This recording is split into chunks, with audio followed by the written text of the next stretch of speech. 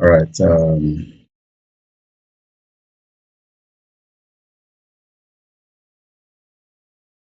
right.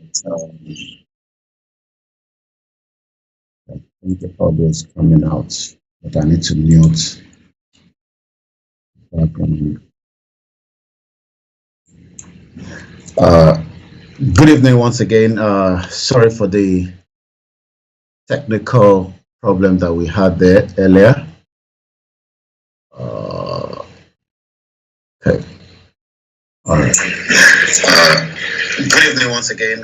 Sorry for the technical. And I think we're good to go now. A very good evening and welcome to Niger Voices. This is the finest African and Caribbean radio station. We've lost 26 minutes. We try and catch up as quickly as possible. I say good evening to all our listeners and viewers from different parts of the globe that have joined us, and welcome to our sister network that have picked up the signal as well. Even though we've just picked the signal, but we are still okay in terms of timing and everything. So we will start with the first, music from this end, and then we will kickstart as quickly as possible. I say good evening to everyone that have joined us once again. This is the finest African and Caribbean radio station in London. My name is Olayomi Koiki, and I welcome you as you're joining us on different platforms. And this is my first track for the evening.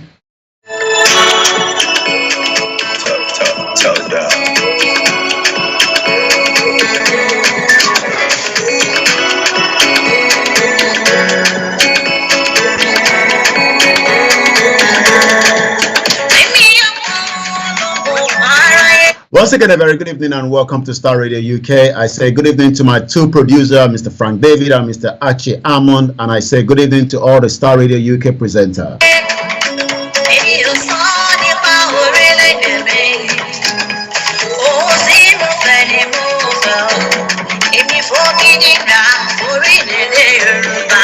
And welcome to Niger Voices every Wednesday. This is how we roll it out.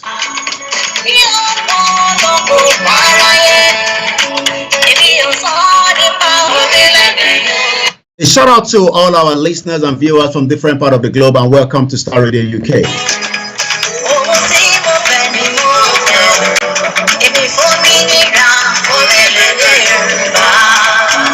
My name is Olayomi Koiki, and I say good evening to Mr. Frank, good evening to Mr. Archie, and tomorrow is the property hour, but tonight it is the Niger Voices.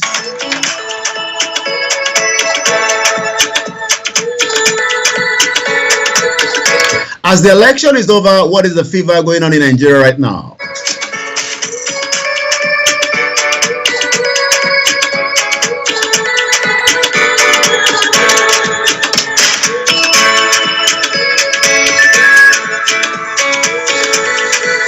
A big shout out to those of you that are watching us in African countries.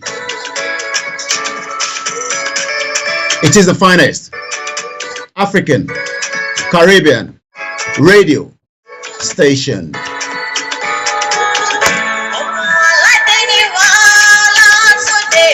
A big shout out to Maze Gold and good evening and welcome to the program.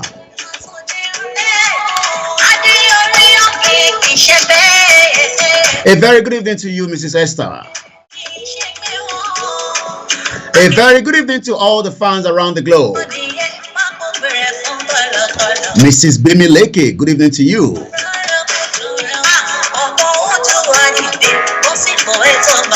Mrs. Bridget Agboma, I say welcome to the program.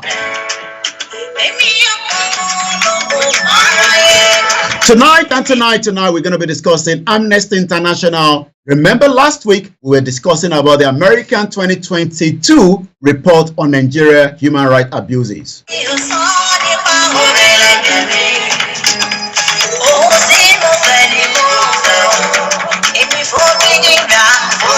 Adejumo Ismaila, welcome to the program.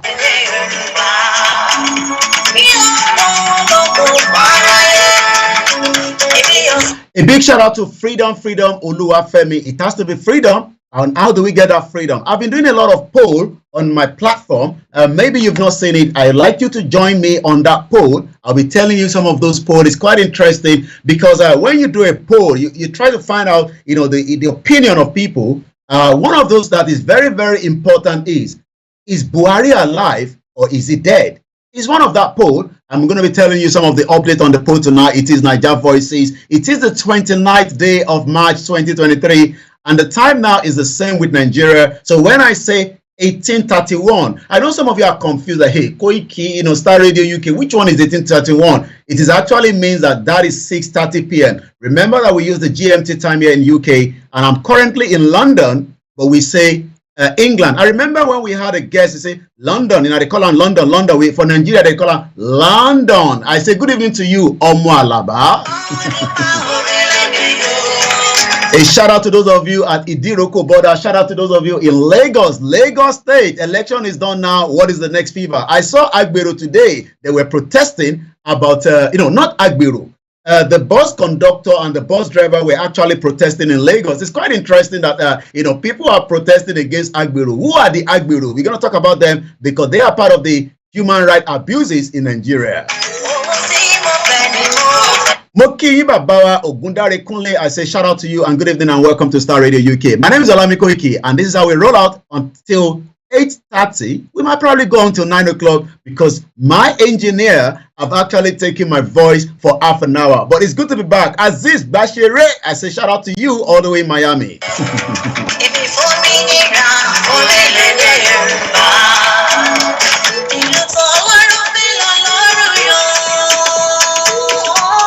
Tonight we are looking at the Amnesty report on Nigeria. A shout out to those of you on the MixLR. A shout out to you, Mubarak. I know you are there. Oyeyemi, I say good evening to you, Oladimeji. Oni eku irole o, our media, ebi na ni ekurole láti London. I mean, I can imagine what it used to look like. I was looking at one of my mom's, boss. My mom worked in Mobile Oil some period, during the 70s when Nigeria was still booming, the oil money. When you know the oil money, you know what I'm talking about. The man has died now. His name is late Chief Ayede M. Okiti. He's actually from Ondo State, like my auntie there, Gbemileke. Shout out to those of you. Otumba Kunle. Niger Voices, to Star Radio UK.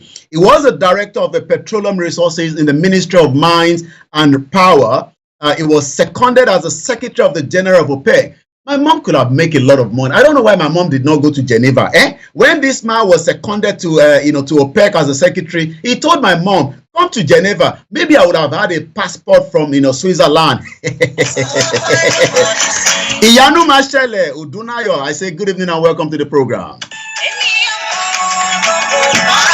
Shout out to those of you in Florida. It is called Niger Voices. We are just warming up. What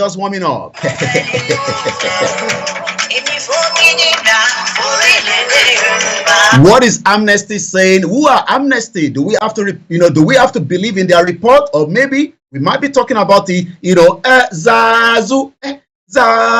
What's going on with Zazu? Kamsi is back, and we say thank you so much to everyone, and also the governor of Enugu State for making sure that the young boy was not killed by those that kidnapped him over the weekend. Kamsi is back. What was the reason why I'm going to try and get his age. Kamsi was kidnapped, by some element of criminals in the southeast. And I can confirm to everyone that we have been able to say that Kamsi is a young, boy. I think he's about probably 11. I'm not too sure. I'm going to find out. He does his own little thing. Kamsi is a vibrant, young, talented comedian from the Igbo, is the North local government of Enugu State. But something happened. He's been talking about the Biafra. He's been talking about Mazi Nnamdi Kanu. But some people are not happy. Some people are not happy. Nigeria, the moment you start saying something, you get picked up straight away. Otumba, what are you saying? I want to read your comment in just about a few minutes. But we're going to be talking about Kamsi. We're going to be talking about a year after the terrorist attack on the Abuja Kaduna Rail Network. Hey, don't forget. Hey, I don't know how they speak broken English. I'm trying to speak a broken English, but but when you live in UK for too long, broken is not something that you speak all the time. I love to speak broken English. I love broken English, and I love Yoruba as well. A very shout out to those of you, that have joined us. If you are not following us on the Star Radio UK,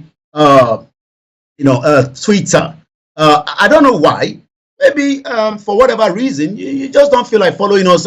Why not follow us? A shout out to my big auntie Iyabo Ulubomi. I can't be calling you Iyabo. You know, I say Auntie Iyabo or Mommy Iyabo.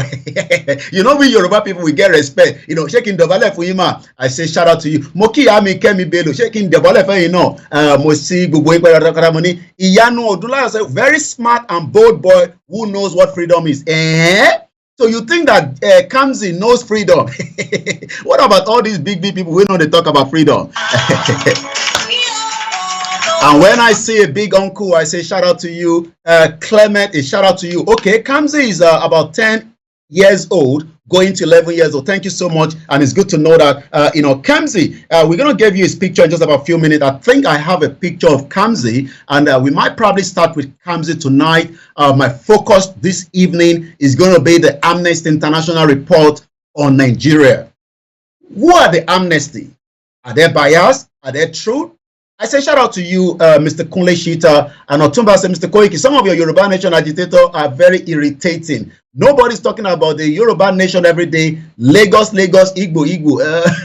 But someone who is taking Lagos now, if it's someone who take by Lagos, maybe we shouldn't worry too much about that. I know there's been a lot of people that are probably not talking about the, you know, other areas.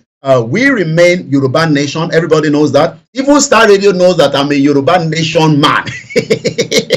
That is the beauty of freedom. You know, I mean, I'm also a member of the Labour Party here in UK, even though I've not been able to perform my, you know, some activities for some time. Thank you so much, Auntie Yabo. Do you like Auntie Yabo or Mommy Yabo? Good evening to you, Mr. Mubarak. Ramadan. I need to get a Ramadan, you know, track. You know, maybe before the end of the program, I'm going to find a Ramadan track that I'm going to play to some of my listeners that are Muslims. You know, are you fasting? Remember when we used to fast in Lagos Island, and then you go downstairs and you suck the water, and then you go back upstairs, you tell Elijah, Aweshin low, Elijah, Aweshin low, and you know that definitely, you know, the Ramadan is already done and dusty. The beauty about Ramadan is, you know, I'm not sure whether that's still happening in Lagos State. You know, you can move around very late, you know, you can do a lot of activities. But now that Lagos is no longer safe, Lagos is not safe because we remember that Bamishe was killed in Lagos State. So if anybody says Lagos is safe, maybe I want representative from Lagos State government to come and talk to us on Star Radio UK and tell us how Lagos is safe. So there's a lot we want to discuss. We're going to talk about Kamsi. Kamsi, you know, maybe you don't know him. I'm going to show you his picture. A year ago, this month, remember that on the 28th of March last year, 2022, there was a kidnap attack on the Abuja train network. So many people got killed, and we also remember those that died and those that are still surviving, you know, the memories, the psychology memory. Let's start tonight with Kamsi. Kamsi is a young, you know, Igbo man. Oh, did I say man? Nah, he's a young boy. But he's doing something that is becoming more, you know, how do I want to put it? Yoruba Loga, a very good evening to you. Mokiya wadada. Yawani Yoruba ni kia kia. Yawa Musumola Adejoke. I say good evening and welcome to Star Radio UK. Amnesty International report on Nigeria. Yes, you know, Maze God said, you know, Kamsi is a Biafra young boy. And that is his picture. And I'm going to get some of what Kamsi have been saying that has now attracted some evil element in the southeast to get him kidnapped. But if you've joined me for the very first time, the only thing you can do for me is, you know, just go on the Star Radio UK on Twitter and follow us as well. And what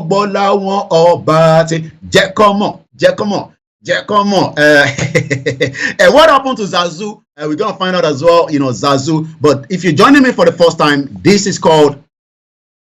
This is Star Radio UK. This is Star Radio UK. In your car, at work, at home, on your smartphone. Broadcasting worldwide, online 24/7. Broadcasting worldwide, online 24/7. In your car, at work, at home, on your smartphone. The best radio show. The best radio show. The morning show. The best radio show. Broadcasting worldwide, online 24/7. And that is how we do it. And again, maybe we should just tell you also. Radio UK. This is Star Radio UK. This is Star Radio UK. Well, it is Star Radio UK every Wednesday. This is how I roll out. This is how we take you home. This is how we have a discussion. This is how we talk about issues affecting indigenous people. This is how we discuss issues affecting Nigerians, because it doesn't matter whether, we want to have our own independent country as Yoruba people. We must also remember that there's a lot of atrocity going on in Nigeria, and we don't sit here and overlook those atrocities. There's also a Yoruba man that is missing since 26. We're going to be talking about him. I'm told, as of today, he's not yet found. They call him, I'm going to get his name very well so that I don't give you a different name. Who lives in the zoo? We're going to come to that later on. But let's start with Kamsi. Everybody knows, that Nigeria is a sovereign nation, but does it give you, that right as Nigerians? So tonight, the young boy behind me is where we're going to start. He doesn't have to be a Yoruba boy. He doesn't have to be an Hausa boy. He doesn't have to be a Kanuri. All we know that is something happened, and Kamsi ended up to become a victim of the atrocity of Nigeria today. As a 10-year-old boy, that social media has become one of the very powerful tools, and you can make a small video and you can become boom. So what do we know about Kamsi, and why was Kamsi picked up? Let's hear from Kamsi himself in one of the video Kamsi made that maybe was not comfortable with some element of Nigerians, and they eventually had Kamsi kidnapped in Enugu State. Let's hear from Kamsi.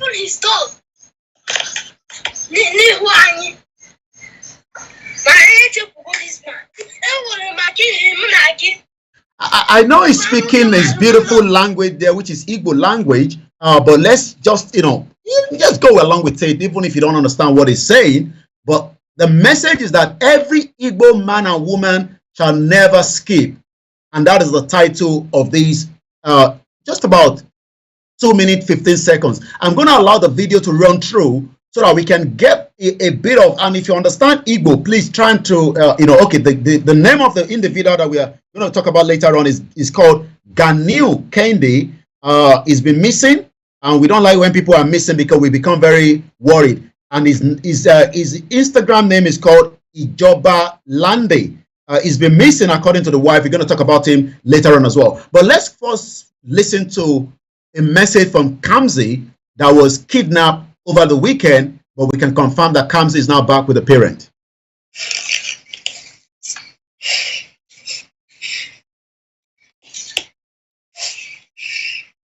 Kamsi, ogini kwanu? Ke ihe mere?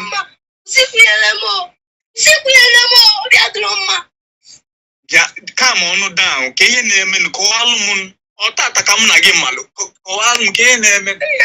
Onwe ife ga-eme nkweta na a ga-anọkọta n'ụwa echekwu Maazị Nnamdi Kanu.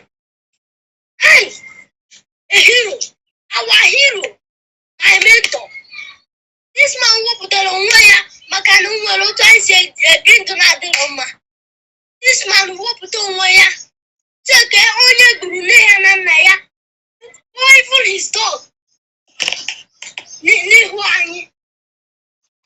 Mana anyị echepụgo this man. Enwere maka ihe m na gị. Ọ bụ nwoke mmadụ n'ụlọ mkpọrọ, ọ nọ ebe ahụ na-ata afụ for years.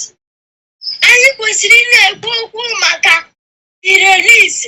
Anyị nọrọ ebe a na-agbaso ndị politiks echiri anyị na-atụ mkpọkọrọ ebe a. This man gwara anyị na onweghị ife ga-eme ndị politiks nyere anyị aka na ndụ. Ndị Igbo anyị nwegwara the momentum some people, anyị nwegwara brain, common sense.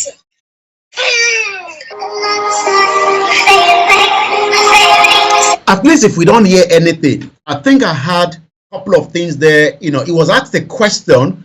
So Igbo Kwenu, he was actually thrown a question and he was responding back to that question. We know I had, Nnamdi Kanu in that video. But the question then is, why was Kamsi kidnapped in Enugu State? It could be anybody in any part of Nigeria. Or was it because of his, again, utterances, his views about, politics today? Is Kamsi too young to be discussing about the issue around Nnamdi Kanu? We actually talked about Nnamdi Kanu case on this program, in details. I'm sure some of you remember.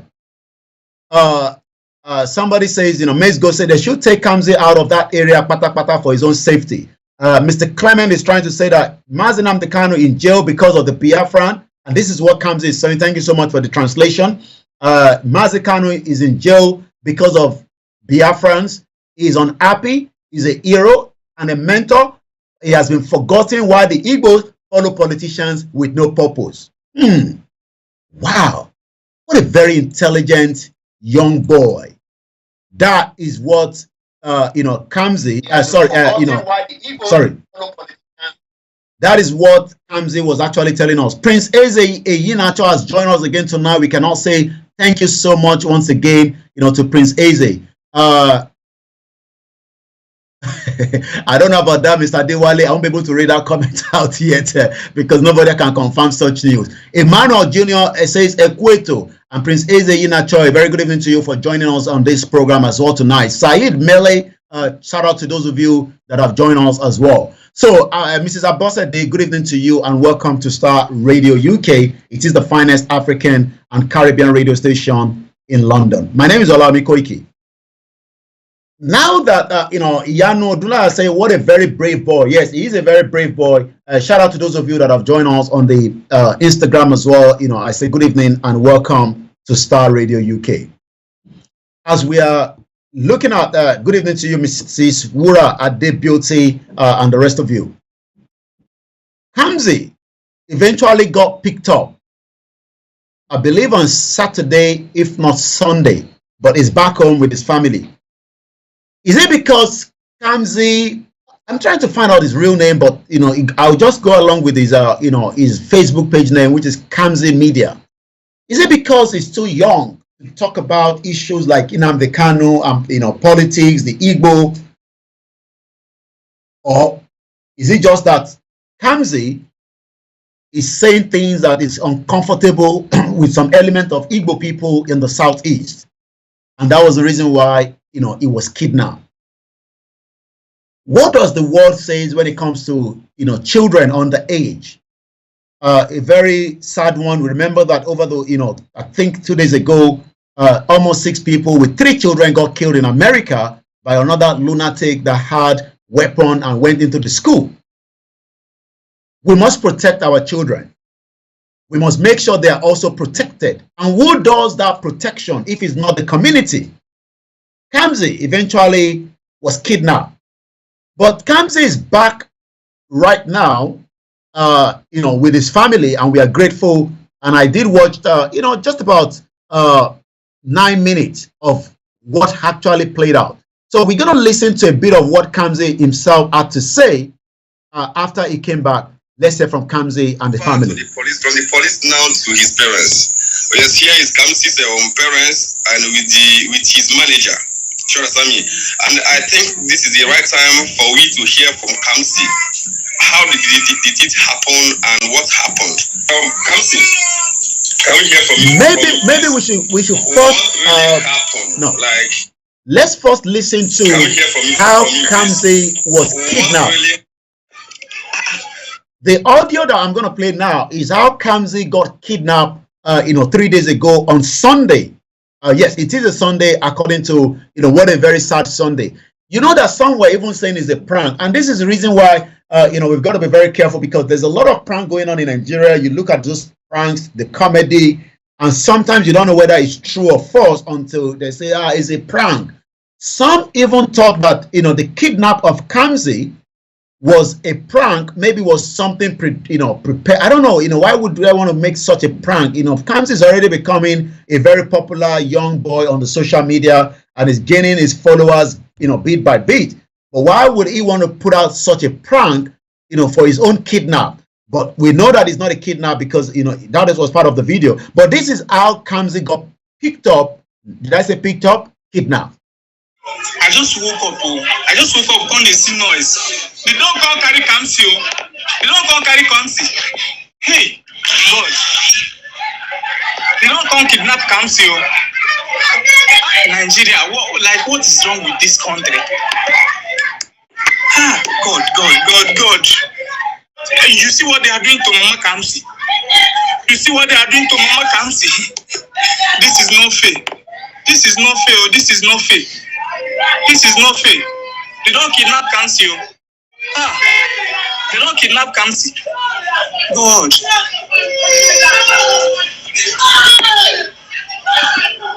They don't kidnap Kamsi. They don't kidnap Kamsi. See as Kamsi siblings are crying. See you.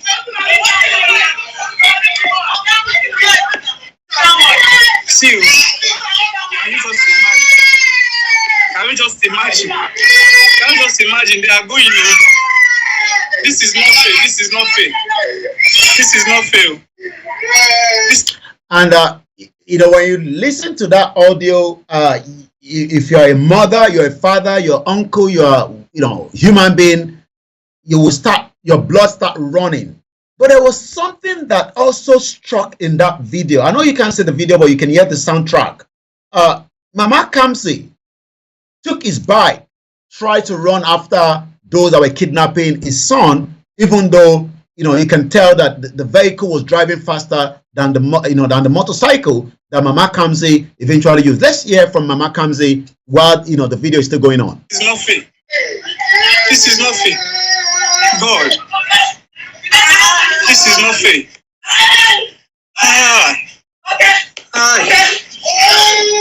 You can see what is going on here.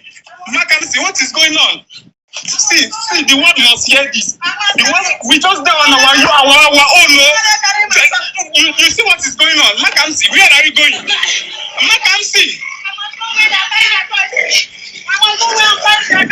So Mama Kamsi actually took his took her very small scooter and decided to run after the vehicle, but you can tell the vehicle was running very fast. But we are grateful that Kamsi himself is back, and let's hear from Kamsi now. What really happened? Like, where did the At exactly 7 p.m., I will now go into the full details of the Amnesty International. These are part of the atrocity, crime against humanity on the young boy in Nigeria, and this happened in the northern part of the country, the Middle Belt, and so many that is going on unreported. And how did you manage to leave that place, and who rescued you from them?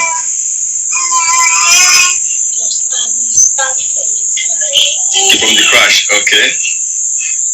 That Sunday was Modern Sunday. Okay, that's Mother's Day. Yes. So me and my mom was cooking when they knock at the gate. Okay. One of our neighbors went to open the gate. Okay. They used fast to enter our compound. Okay. And say na me. Okay, one of them pointed at you, saying na you. So okay. So then my mother come they drag me, say they will carry me, they no will carry me. Okay. So they come push my mother. My mother fall. Yeah. So they carry me put inside hillox. Okay. Immediately I enter the hillox, they close my eyes. Okay, they blindfolded you. Yes. Okay. Another thing I see myself is in a building, uncompleted building. Okay. So they told me, do I know the reason why? Okay. I want us to listen carefully. This is Kamsi now speaking. They are now telling, do you know the reason why you have been kidnapped? I mean, an 11-year-old boy in Nigeria in 2023, and he was taken away from Sunday. He got back yesterday. So for almost 48 hours or thereabout, Kamsi was not with his family in somewhere that nobody knows until there was a pressure from around the world. There was a pressure from internal, and I hope maybe the governor of Enugu State was also involved with the commissioner for police. But we are grateful that Kamze is now back to the family. In just about 5 minutes, we're going to go straight into the full report on the Amnesty International on Nigeria. Asked me second, so one of them told me to stop talking about that. Can you make that clear? Yes. Okay, you mean they told you to stop talking about Jaffa? Yes. So the reason why they kidnapped you was to tell you to stop talking about Jaffa. But the only thing I know is that I defend myself. I told them no, that Jaffa is my land. Okay. I can't keep at them. My people is dying. Okay. So I started crying. So we've got the message, and again, that is Kamze speaking to us, right there, giving his experience as a young Nigerian that, was getting his views on the social media, on his own platform, managed by somebody, definitely, because he's still young to have a Facebook register on his name, but he got kidnapped over the weekend. So when we go back and ask the question, why was he kidnapped? We've now know the why, but who is behind it?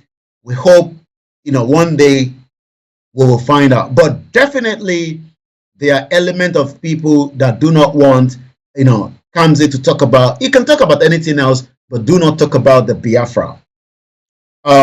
If you've joined us for the very first time, and probably maybe you don't know the platform that you are probably sitting down in, this is called the Star Radio UK. It comes up every Wednesday, and we say good evening and welcome once again to all our viewers, our listeners from around the world.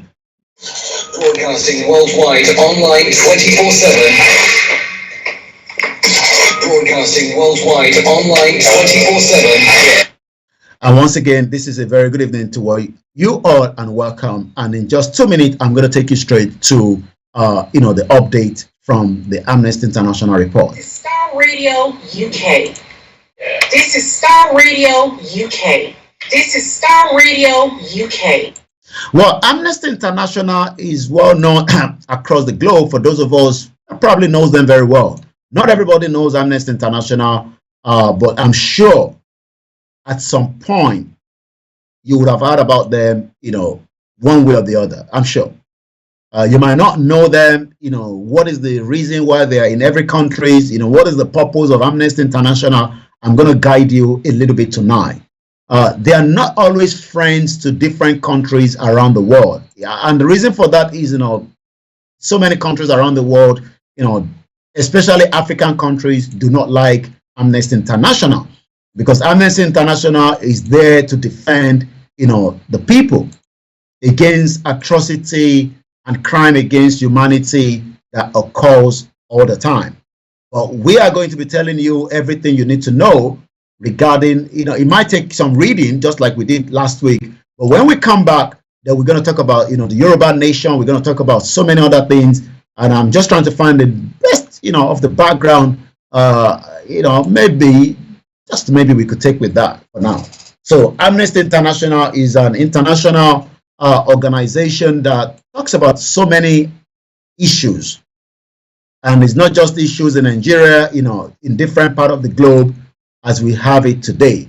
What do we know about Amnesty International? Let's first talk about Amnesty International. Who are we, or who are they? Amnesty International is a global movement of more than 10 million people who take injustice personally, just as we are taking injustice personally here on this platform as well. Especially, issues affecting not just Nigerians, but affecting the indigenous people, the Yorubas, whether the Yorubas that have been, arrested, especially, India. There's a lot of atrocity happening to Nigerians, in India and so many other countries across the globe as well. You can also listen to us inside your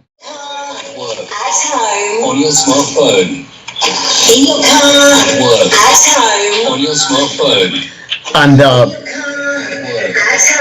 on your smartphone. You can also download our apps on the App Store, where you can also follow us, on the Star Radio UK as well. A very good evening once again to those of you that have joined us. And I say good evening to you, Mr. Jimmy, and good evening to you, Taxi. Good evening to you. I know Alao Baba is there, and Clement. I know those are two of you, Alao Baba and Comrade Plan B, rather. I say good evening to you and the rest of you that have joined us on the Mixlr. So let me go straight into the report, because it's quite a lengthy one, and I want to read it as much as possible.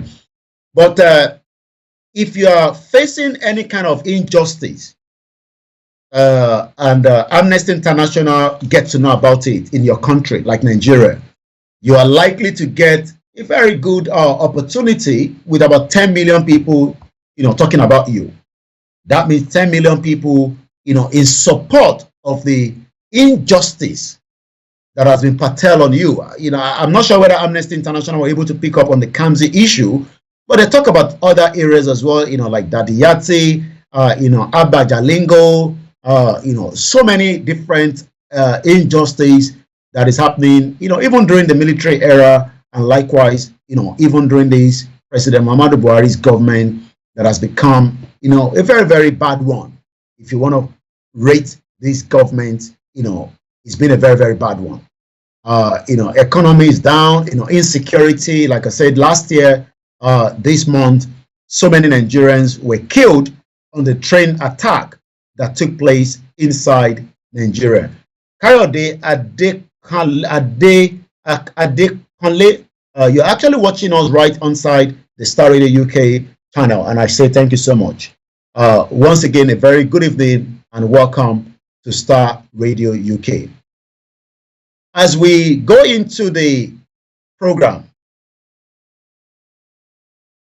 tonight, I'd like to say that we must remember that injustice to one is injustice to all. Injustice to one is injustice to all.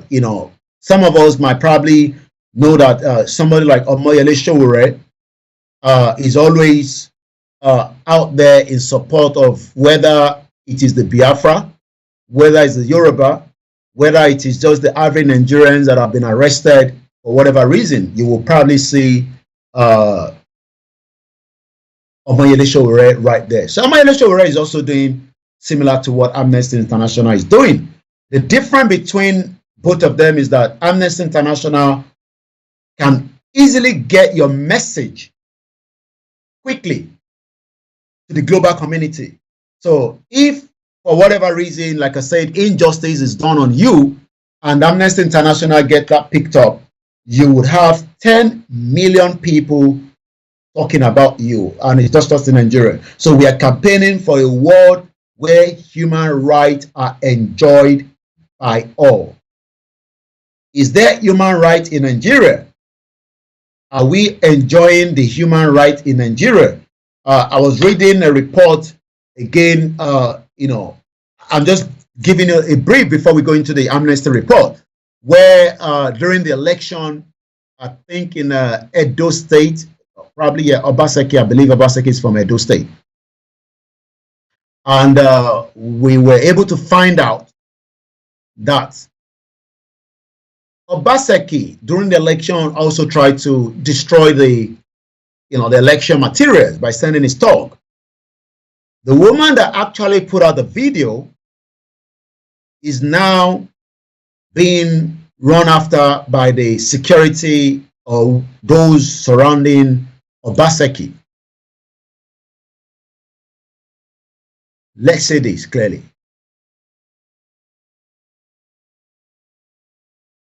Injustice to one is injustice to all. So let's go into the report. Nigeria 2022. Thousands of civilians were killed, injured, or displaced by the armed conflict between the armed groups Boko Haram and Islamic State West African Province ISWAP. The Nigerian military in the northeastern Nigeria, all parties to the conflict committed violations of international law, including war crime, with impunity.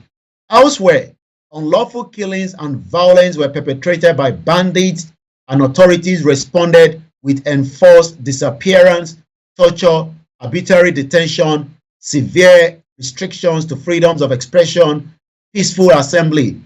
Media outlets and journalists had their freedom of expression curtailed by the authorities. Activists and protesters face restrictions on their right to freedom of expression, peaceful assembly. More than 60,000 people were forcibly evicted from their homes. Failure to protect people from the effect of climate change led to death and displacement. Violations of international human rights law. Abuses by armed groups. The state failed in its responsibility to protect people from various abuses committed by Boko Haram and ISWAP, as well as unknown gunmen, according to media reports. They killed at least 6,907 people, adopted 6,157, and forcibly transferred or internally displaced at least 2,000. Attacks by Boko Haram, which had been predominantly in the northeast, spread to some states in the north central and the northwestern Nigeria during the year. Attacks by Boko Haram directed against civilians as those targeting villagers, farming communities, and highway and train passengers amounted to war crimes. Civil society organizations reported that on the 26th May, Boko Haram killed at least 60 people in a Ram community in Borno State. On the 5th of July, gunmen attacked Kuje prison in Abuja and freed more than 60 suspected Boko Haram members. According to media reports, on 15 November, Boko Haram reportedly killed more than 15 women in Gwazo community, Borno State, after accusing them of being witches. Of the hundreds of school children adopted by the Boko Haram in the previous years, 110 girls remain in captivity at the end of last year. Security forces. Security forces consistently violated human rights in the context of military operations conducted against the Boko Haram in the northeastern Nigeria. In December, Reuters reported that the Nigerian military had conducted a secret forced abortion program in the northeast since 2013, ending at least 10,000 pregnancies without the consent or prior knowledge of the women and girls is concerned, which could amount to war crimes and crime against humanity. The Nigerian authorities consistently fail to hold security officials accountable for crimes committed against civilians, freedom of expression and association and assembly. On the 13th of January, the government lifted a 7-month ban on the social media platform Twitter. On the 14th of July, the ECOWAS court declared that the Twitter ban had been unlawful and ordered the Nigerian state to respect, protect, promote, and fulfill the rights to freedom of expression, information, and media freedom. On the 2nd of February, the Nigerian Broadcasting Commission, NBC, suspended a program on the Vision FM radio station for discussing the alleged incompetence of the head of the National Intelligence Agency, Rafiu Abubakar. On 3rd of August, the NBC again sanctioned 4 media outlets for showing a documentary perceived to promote terrorism. On the 16th of October, Zamfara State government shut down 5 media outlets for broadcasting an opposition party's campaign rally. On the 7th of November, a court in Kano sentenced a social media celebrity, Mubarak Muhammad, known as Uniqua Pink, and Nafisa Mohammed, a week detention, flogging, and fine for allegedly defaming the Kano State governor in a comedy sketch. Activists and protesters. The government continued to clamp down on protest. On the 5th of April, Mubarak Bala, president of the Humanist Association of Nigeria, was sentenced in Kano to 24 years imprisonment under criminal charges for breaching the peace. The charges related to a Facebook post from April 2020 in which he allegedly insulted Prophet Muhammad. On the 14th of May, the governor of Kaduna State, Nasir El-Rufai, banned religious protests in the state. On the 27th of July, the Chief Judge of Akwa Ibom State committed activist Inebehe Efiong to prison without trial for 1 month for contempt. Prisoners of conscience Omoyele Showore and Olawale Bakari continue to face trumped-up charges and prolonged trials for organizing peaceful protests to demand respect for human rights and the rule of law. On the 20th of October, police used tear gas against protesters during the 2-year commemoration of the #EndSARS protest at Lekki Toll Gate. At least 4 people were arrested and detained. Journalists. On the 21st of March, a federal high court in Calabar dismissed a trumped-up charges of treason against journalist Agba Jalingo.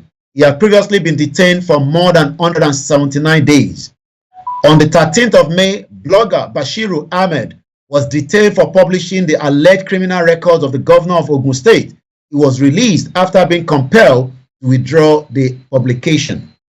On the 13th of October, journalist Abdulrasheed Akogun from Fresh Insight TV and Dari Akogun from Sobi FM radio station were detained in a police in Ilorin, Kwara State over a WhatsApp message which allegedly misappropriation of public funds by the Kwara State governor.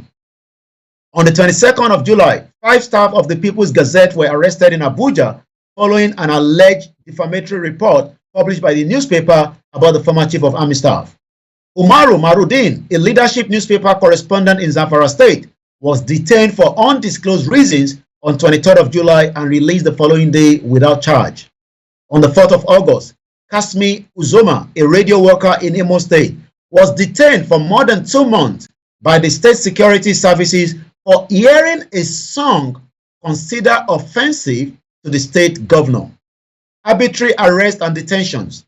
At least 40 protesters remain in detention without trial in Agodi Prison, Ibadan, and Kirikiri Prison, Lagos, 2 years after participating in the #EndSARS protest against Nigerian security forces.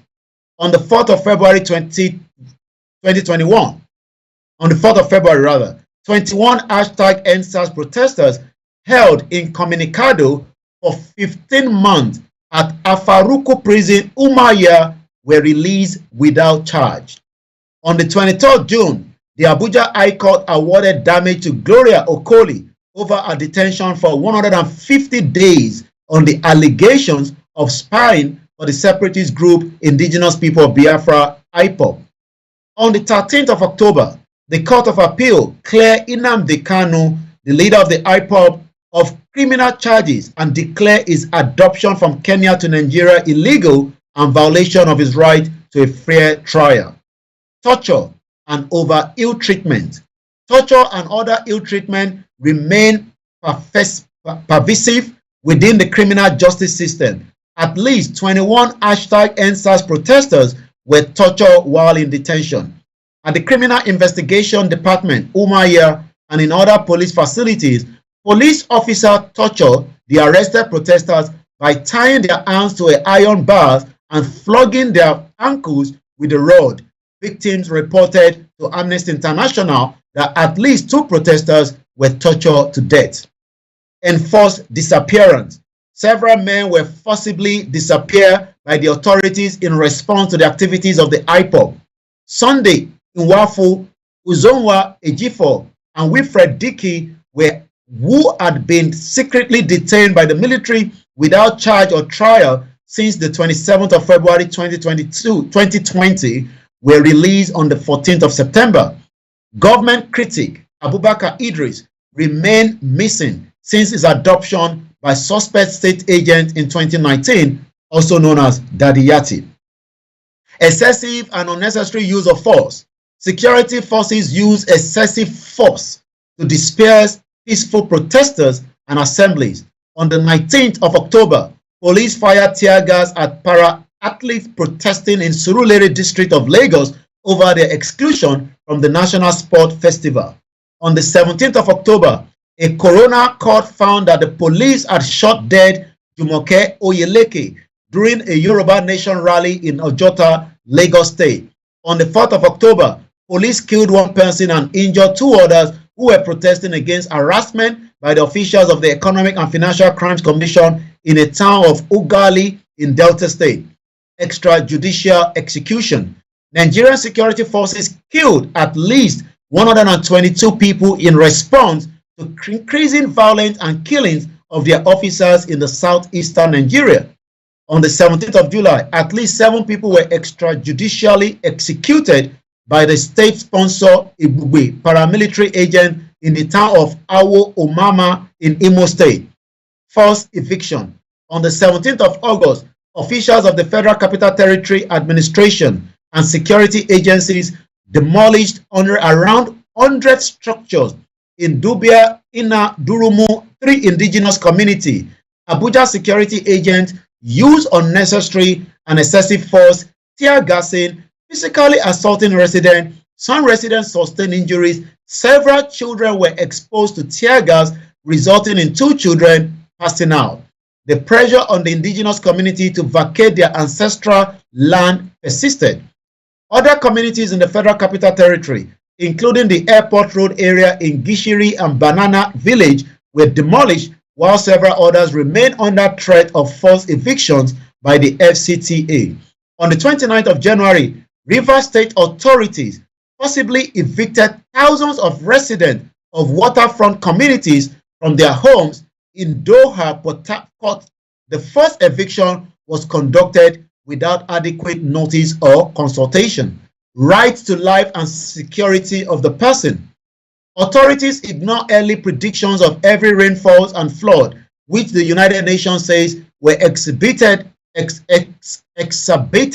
by the climate change, and failed to put in place sufficient measures to mitigate the impact.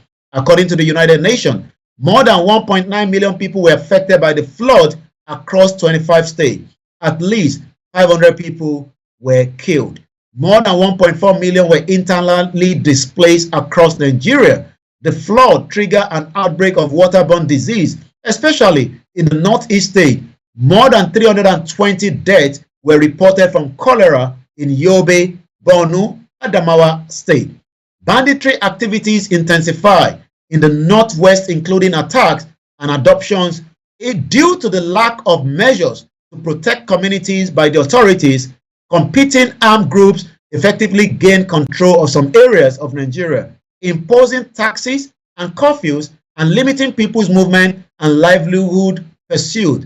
In the southeast, unidentified gunmen carry out hit and run attacks, killing and theft of property, leading to the hardship in the local communities. Military operations were carried out against banditry in the northwest and against the Eastern Security Network of IPOB in the southeast. Security forces consistently violated human rights in the context of these operations. According to the media report, on the 17th of April, military officers opened fire on civilian residents at Olu, Imo State, killing an estimated 4 people. Vigilante attacks became commonplace. Between January and December, there were more than 75 reported deaths from vigilante attacks across Nigeria. Security experts attributed the increased incidence of these attacks to people's lack of confidence in the justice system. On the 28th of March, at least 65 people were abducted and killed by the gunmen who attacked a train between the capital, Abuja, and the city of Kaduna. Corporate accountability. Oil-related pollution and environmental damage continue to undermine people's human rights in Niger Delta. On the 16th of June, Nigerian Supreme Court upheld a lower court ruling which prevented Shell from selling its Nigerian assets until the resolution of a dispute in relation to compensation to the Niger Delta community over 2019 oil spill. The cleanup by Shell remained inadequate. Children's rights. More than 1,776 school children had been adopted by armed groups since 2014. Nigerian authorities continue to fail to investigate these attacks and to protect children. According to UNESCO, an estimated 20 million children and young people were not attending school in Nigeria due to economic barriers, social cultural practice that discourage formal education. This was exacerbated by the high level of insecurity and adoption of school children. Women's and girls' rights. In March, the National Assembly voted against 5 bills that sought to promote gender equality. After several protests by women's groups and civil society organizations, the National Assembly committed to reconsidering 3 of the bills. The Federal Capital Judiciary designated 4 judges to prosecute all sexual and gender-based violent cases within the Federal Capital Territory, the area of central Nigeria that includes Abuja, to accelerate hearing of such cases and ensure access to justice for victims. Borno State, Taraba State, Gombe State, Zamfara State passes the Violence Against Persons Prohibiting Act during the year, bringing the number of the states that have passed the law to 35 out of 36. Nevertheless, violence against women and girls remain endemic, and there were increased reports of domestic and sexual violence. LGBT people's rights. In June, 3 gay men, Abdullahi Betty, Kamilu Yalu, Malam Aruna, were arrested under the Same-Sex Marriage Prohibition Act 2013 and subsequently sentenced to death by a Sharia court in Ningingi, Bauchi State. On May 1st, around 50 LGBT activists protest in Abuja against a bill criminalizing cross-dressing. Internal displaced people's rights. There remain more than 2.4 million internal displaced people in the northeastern Nigeria. In an attempt to resettle all internal displaced people living in Maiduguri, the Borno State government closes 4 camps in July and resettle 11,000 households. Most of the resettled people lack sufficient food and access to the basic amenities. Death penalty. Court across Nigeria continue to impose death sentence. No execution were carried out. On the 28th of June, Zamfara State amended its law to allow the death penalty for kidnapping. In August, Court of Appeal ordered the retrial of musician Aminu Yahya Shafari, who was sentenced to death for blaspheming. Nigeria, 50 days into the adoption, at least 62 Kaduna Abuja train passengers remain in captivity as at 17th of May. Wow. I don't know which one you were picking from those reports. Star Radio UK is just 23 minutes past 1900 hours. I say very good evening to you, to my beautiful auntie, Mrs. Olajumoke Ajoke, and welcome to the program. Uluwale, good evening to you. Dash Mayor TV, good evening to you. Additional Taiwo, a very good evening to you.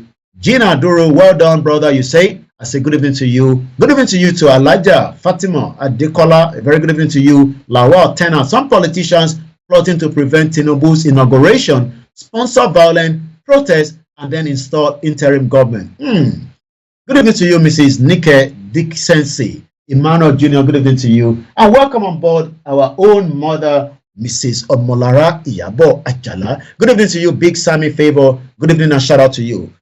We've actually listened to the Amnesty International report. No state in Nigeria is free from any kind of human rights abuses, whether it's in Ogun State, whether it's in Lagos State, whether it's in the Southeast, whether it's in the North, whether it's the Middle Belt. Almost all the 36 states are crime against humanity in Nigeria. Tonight, we are reviewing the Amnesty International report on Nigeria on the Star Radio UK. Good evening to you, Wasil Taiwo. Good evening to you, my brother, Jimo Olayomi, and shout out to you, Rahim Abbas. If you join me for the very first time, again, this is the finest African and Caribbean radio station in London. UK. This is Star Radio UK. In your car, at work, at home, on your smartphone. Broadcasting worldwide, online 24/7. Broadcasting worldwide, online 24/7. In your car, at work, at home, on your smartphone. The best radio show. The best radio show. The morning show. The best radio show. Broadcasting worldwide, online 24/7. Okay. Once again, I say shout out to my producer, Mr. Frank David, Mr. Archie Amon, and yes, also a comment here from Olatunja Officer, a brother of mine, says, Tinubu will take over after Buhari. Nothing is going to happen, and as more pressure is out there. We're going to come back to that in just about a few minutes. Let's focus first on the Amnesty International report. Keep your comment coming. I'll be reading it out, be trusting that as well. Thank you so much. Shout out again to those of you on the Instagram, Mrs. Moji Adesoya. If you're watching us on Twitter, I say shout out to you as well.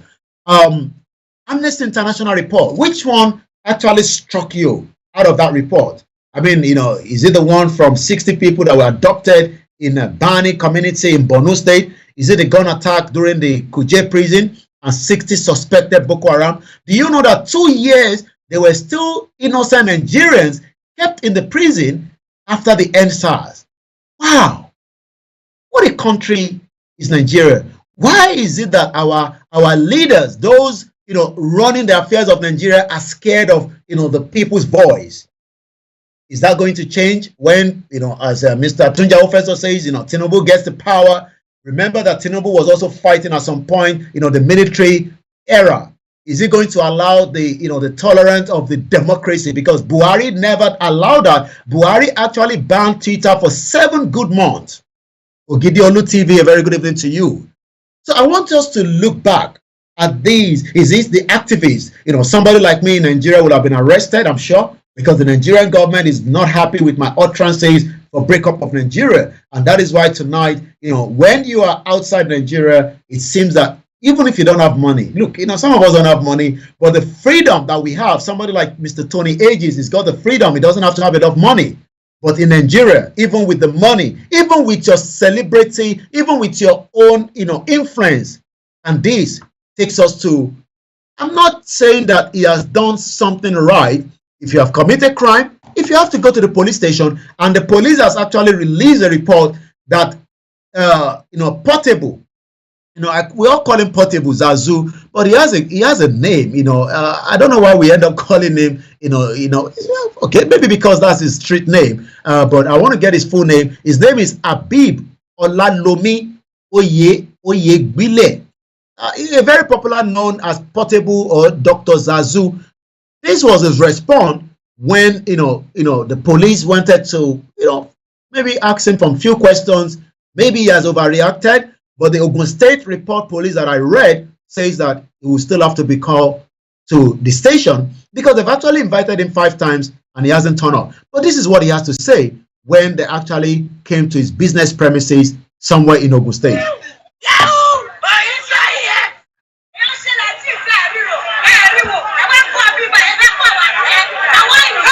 You think that you can hold me?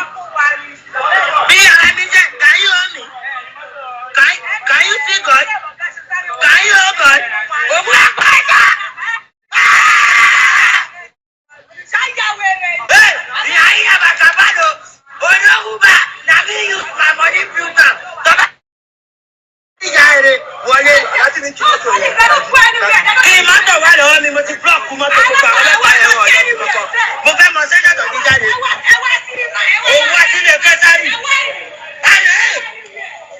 If you don't understand Yoruba, I mean, I know he's speaking Yoruba language there. It's just that I don't know what has gone wrong. But again, in a civilized society, we expect things to be done, the right way. We expect things, to be done in a way that it is going to be at least, the right of people will be respected.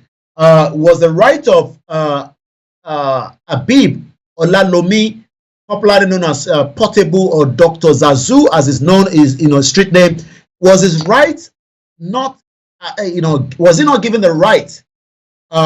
Because if you're invited to the station, we expect you to go to the station, if you have not committed any crime. But it seems that something went wrong, and these are part of the atrocity. And I'm just reading, some of your comment as well. If any emergency happened, you can call the police, they will never answer. That is what Mrs. Omolara is saying there as well. Ola Akiyemi say Yoruba Nation, no going back. We're going to be talking about Yoruba Nation, as you always know, before the end of the program. It's not the first time that, we've seen the atrocity committed by the Nigerian police. Mr. Awofeso says Amnesty International should focus more on the Eastern European and the Middle East as well. Good evening to you, Mrs. Mary Ogun Ade.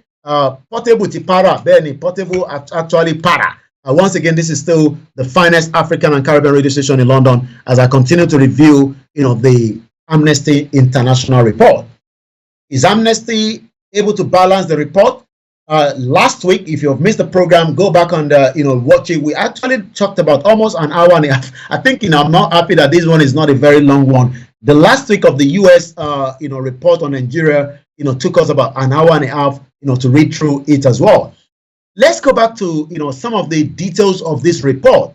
I want to pick out a particular one there. There's a lot there. You know, there are some that maybe I don't know. You know, I don't know your views and your opinion about the LGBT, but I'm sure here in UK, you know, there's a limited to what we can say. Is that the same thing? You know, does our culture accept such?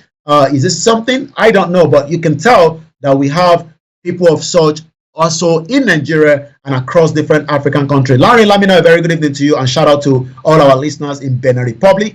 Good evening to you, Professor Banja Kintoye. Good evening to you, to all those that are also fighting for the right of the Yoruba people.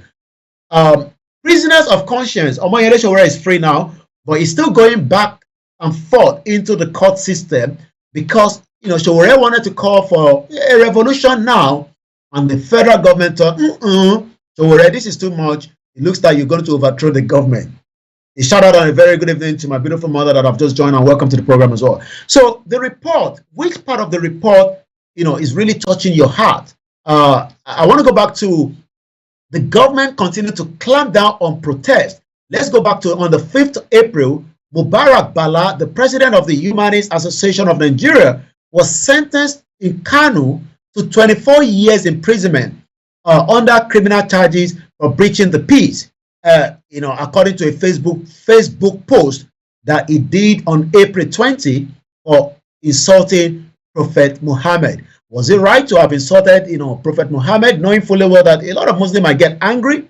Or is this something that maybe the government, because the northern part of Nigeria is more of an Islamic state, and that is why they've overreacted? Should somebody have insulted Prophet Muhammad in Lagos State or in the Southwest, would the person would have been sentenced to 24 years in prison?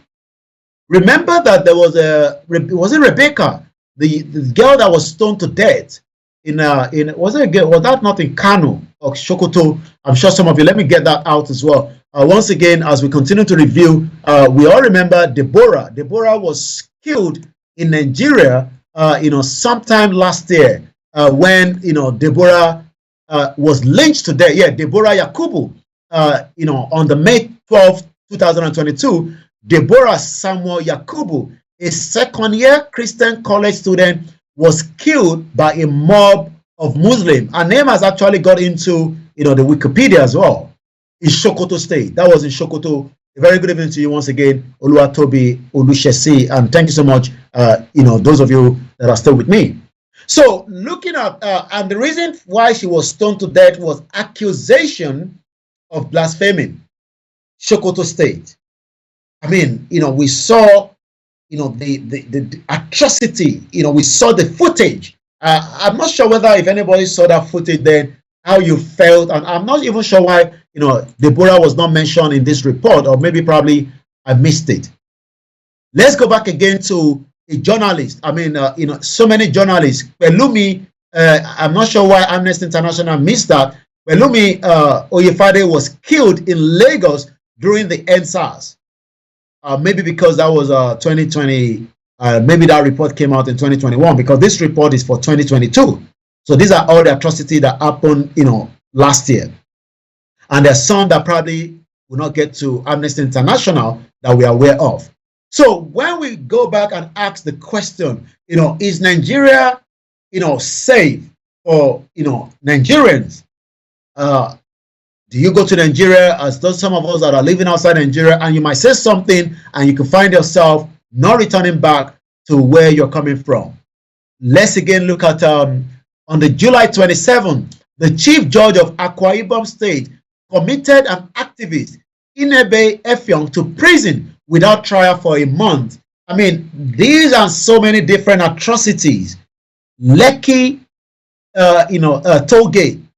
As at October 20, I mean, we still have, you know, about 2 years after, you know, the Lekki massacre, there was still people that have been kept, you know, in different prisons, especially in Agodi, where we remember that, you know, a criminal actually broke into the prison and released, what was that name of that man that got released? Nobody knows his location right now, from Agbolongo prison. I'm sure some of you remember that. But today, you know, we have more innocent Yorubas, because I believe there are more Yorubas in Ibadan than in the north, that end up in the prison for 2 years. And as the election was coming, oh, get them released. so that in time before the election, so that people say we are very, Sheyi Makinde is doing very good. I mean, he's been reappointed again, and we just have to continue to monitor, some of the. So it is not just in Lagos State, the atrocities of the human rights was happening across different parts of Nigeria, including Abuja, the FCT. Let's go back and talk about, very good evening to you, Mr. Olariwaju Arolu. Good evening to you, Prince Adebayo, Shitu, and the rest of you that have joined me as well. Let's come again and talk about arbitrary arrest and detention. People get arrested, and you could end up in the prison for a very long time. But you are likely to, to get out of it as quickly as possible. But is that the society? Is that the kind of system that we want to live? Is anything going to change from May 29 when Tinubu takes over? Tinubu has been out of sight, even though his birthday today. No video evidence of his location. We are just told that he's not in Nigeria. Whether Tinubu is in France, nobody knows. Whether Tinubu is in Paris, whether Tinubu is in London or he's gone for lesser Hajj in Saudi Arabia. But I know that a lot of Nigerians are asking questions. There's a picture that I've just seen by Abba Yusuf Bichi, Nigerian-elect president. I don't know whether this is a new picture or, like I said, we just have to wait and see. So, when Tinubu becomes the president, is he going to tolerate as much as what Buhari has not been able to tolerate? Because Buhari actually said, no, you cannot continue. Twitter got banned for 7 good months. Let's go into arbitrary arrest in this report at exactly 8 o'clock at 2000 hours. Then we're going to talk about Yoruba Nation and then everything around self-determination, because I have a few things that I picked up from Professor during his engagement with the world media on Sunday that we're going to listen to as well. At least 40 protesters remain in detention without trial in Agodi prison, Ibadan. This is just something that you ask yourself and say, for how long are we going to continue like this? Is Nigeria going to change? Is Amnesty International report biased or is it balanced? Are there details as much of different report? Because I didn't see the report on the, okay, maybe because this is last year. Okay, maybe not. All right. 40 protesters. Our professor says, under Tinubu, Nigeria is going to go back to proper federalism. Wait and see. Total federalism. With the same 1999 constitution. 40 protesters remain in detention without trial. What does it mean that, if, here in UK, people get picked up and there's no trial and you're kept in the prison? What do you think is going to be the reaction of people here in UK? If somebody just got, picked up and 40 of you. 2 years after participating in the hashtag EndSARS protest against the Nigerian security. Shamsuddin Oladipupo, good evening to you and welcome. Shout out again to those of you that are watching us from different parts of the world. This is Star Radio UK, and this is how we do it every Wednesday. Let's continue. Also, not just in Ibadan, let's go to Umaya. 15 months after, people are still kept incommunicado. 21 people that protested during the EndSARS were just kept incommunicado for 15 months. That's 1 year plus. How do you expect those people to continue to feel? How do you bring this unity, peace among everybody, even though that doesn't agree with the breakup of Nigeria? Some still believe that Nigeria is going to work, and they have the right to that. We cannot change their mind. I mean, if you think that Nigeria is going to work, like somebody just said there, Tinubu is going to bring in, true federalism, into the country, and maybe that will balance the situation that we are discussing, the problems, surrounding every part of Nigeria, because almost every part of Nigeria tonight is going through one problem or the other. But how Tinubu is going to do that, we just have to wait until May 29, when Tinubu becomes officially, by giving him the, the handover, ceremony that normally happens when a new president is coming. So we will continue to monitor that, and we'll be discussing that at that appropriate time. But let's go back again. There's a young girl, Glory Okoli, was detained for more than 150 days because they believe that she was a spy on, working for the indigenous people of Biafra, known as the IPOB. On the 13th of October, the court appealed clear IPOB leader Nnamdi Kanu of all criminal charges, yet the federal government refused to release him. Is Tinubu going to come and release Nnamdi Kanu, or is he just going to allow the process to continue, just as Buhari said, let the court decide. I don't want to interfere as a president. Are we going to see changes when Tinubu eventually takes the baton, on the 29th day of May, which is just, when we look at, well, today's 29. So in 2 months' time, Tinubu, if all goes as planned, will then become the president, and then there will now be the shift. It's now going to be on Tinubu, and we then talk about less about Buhari, because Buhari is just going to fade away, which is what normally happens. The new president takes over, and whatever becomes of Nigeria from the May 29, that is if the power change hand, as we are looking up to that, because there's still a lot of different rumors. We can't go with the rumors, we can't go with speculation, but people say, even Shetima says, court case or no court case, Tinubu will become the president fully on May 29. We just have to wait and see. So 2 months from today, take note of today. So 2 months, I'm going to come back, to this, my record here. 2 months from tonight, if all goes as planned from the federal government, not by me, from the federal government, Tinubu is meant to take over from Buhari. And that means from the 30th of May, whatever I have to now say will focus on the new government. But for now, the old government, which is 8 years of President Muhammadu Buhari, maybe towards before the 2 months, I'm going to come back again on Star Radio UK. I've done one, I'll put one again on record.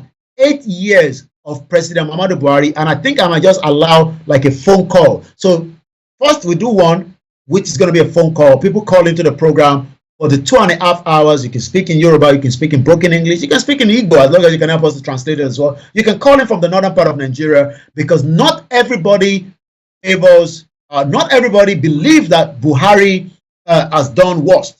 There are still some people that believe that President Muhammadu Buhari has been able to do the best for Nigeria. So you have the opportunity. Maybe we can do that next week. That will be the first week of the program on Niger Voices.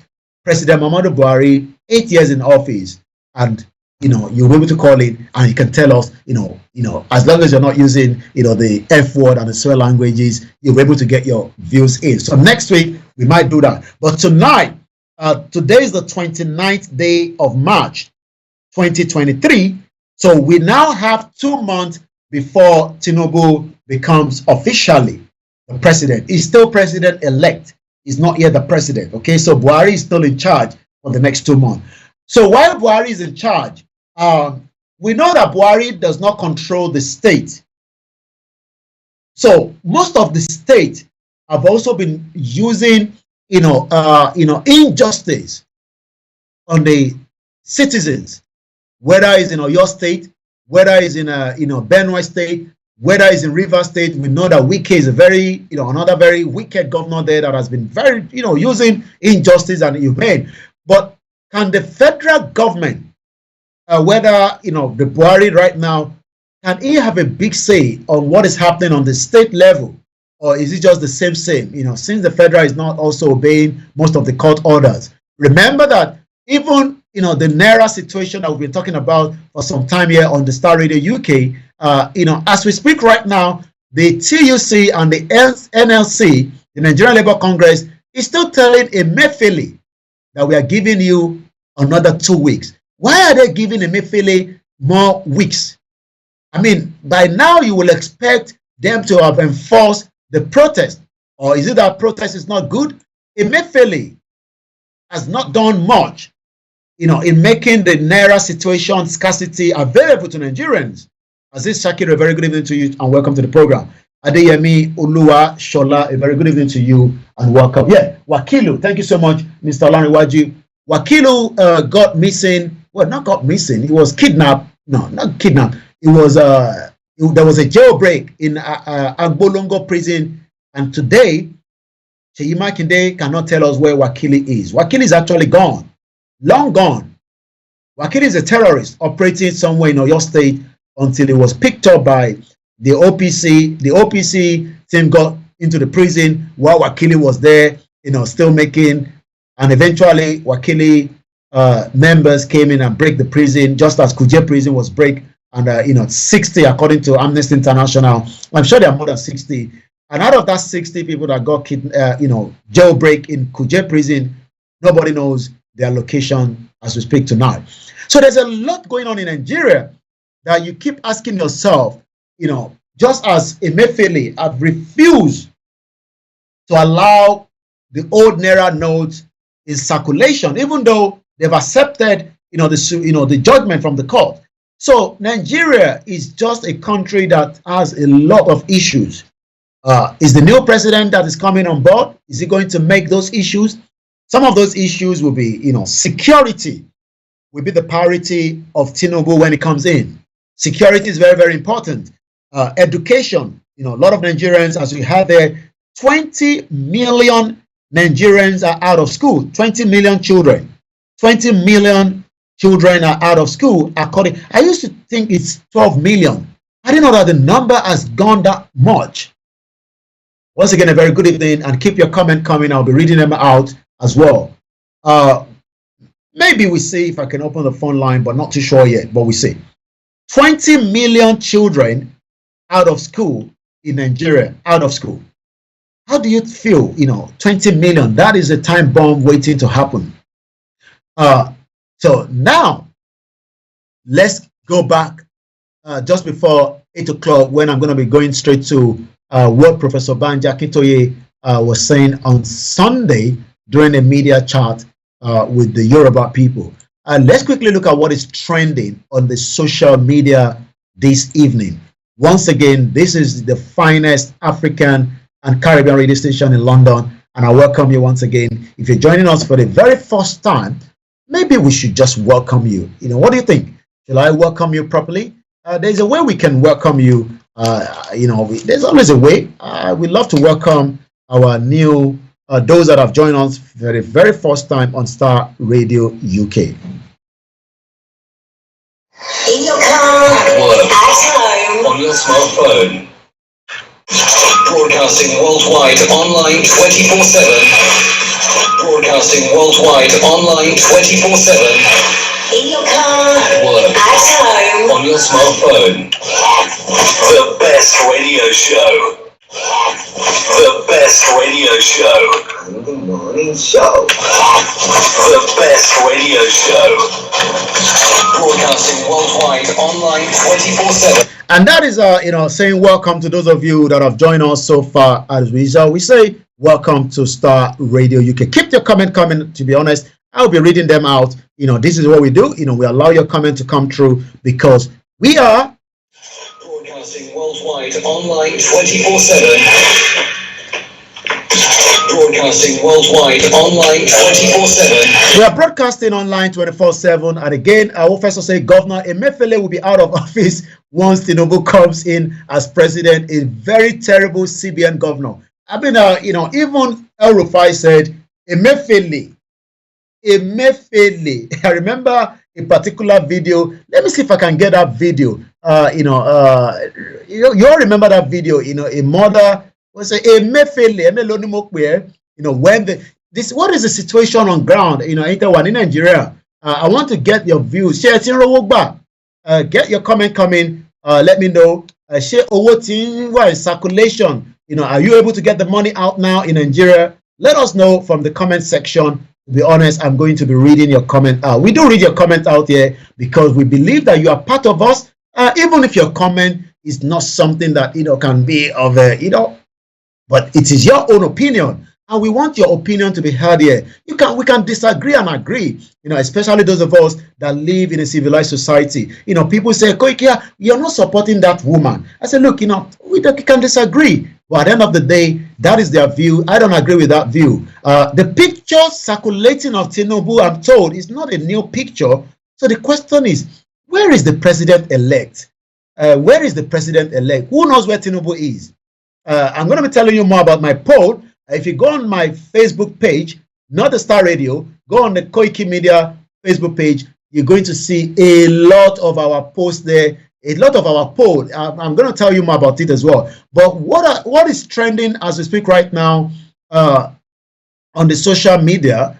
INEC is trending. I won't be surprised. INEC is trending. I want to get the video of that. Our mother. I hope I've not deleted because there's just too many videos and sometimes you just have to delete some of them. If it's not yet, probably maybe some other time I will get the video ready for us. I believe I've deleted the video. What do you think that now that Peter Obi is not the president? Remember that this is what Ayo Adebanjo had to say. Let's get that audio out. Freedom. It's not another election you're having. If Obi doesn't win, forget Nigeria. Okay, now that Peter Obi has not won the election, even though we know that Peter Obi is going to the court, we have to wait for that. Sonki says, Emefiele not circulating yet. So there's still no money in Nigeria yet. Wow.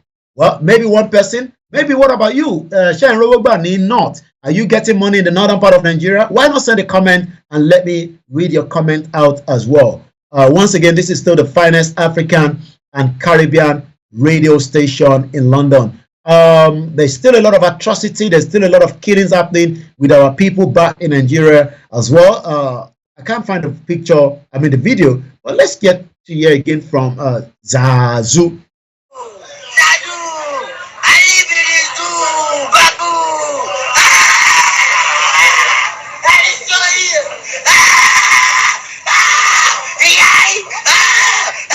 Okay, that is Zazu there. Okay, it seems that somebody knows where Tinubu is. Maybe my brother knows. He also says Tinubu is sound and well. You know, where is Tinubu? Is he in London? Is Tinubu in London, or Tinubu is in France, or is he gone to Saudi Arabia? At least, you know, he's a public figure. People need to know where the incoming president is as we speak right now. Where is Bola Ahmed Tinubu? His birthday today is 71. And even though normally he would have done his program in Lagos State, but he said tonight, or today, I would rather say, prayer for Nigeria. That is what Tinubu actually said with a media release some few days ago before his birthday today. The Vice President Osinbajo was in London, some few days ago. I'm not sure whether he has returned back to Nigeria. I'm just trying to get, where is that now? Okay, I think we have it at the bottom. Yeah, that is the president-elect there receiving his certificate, and we are still hoping that come 2 months from now, as everything goes as planned.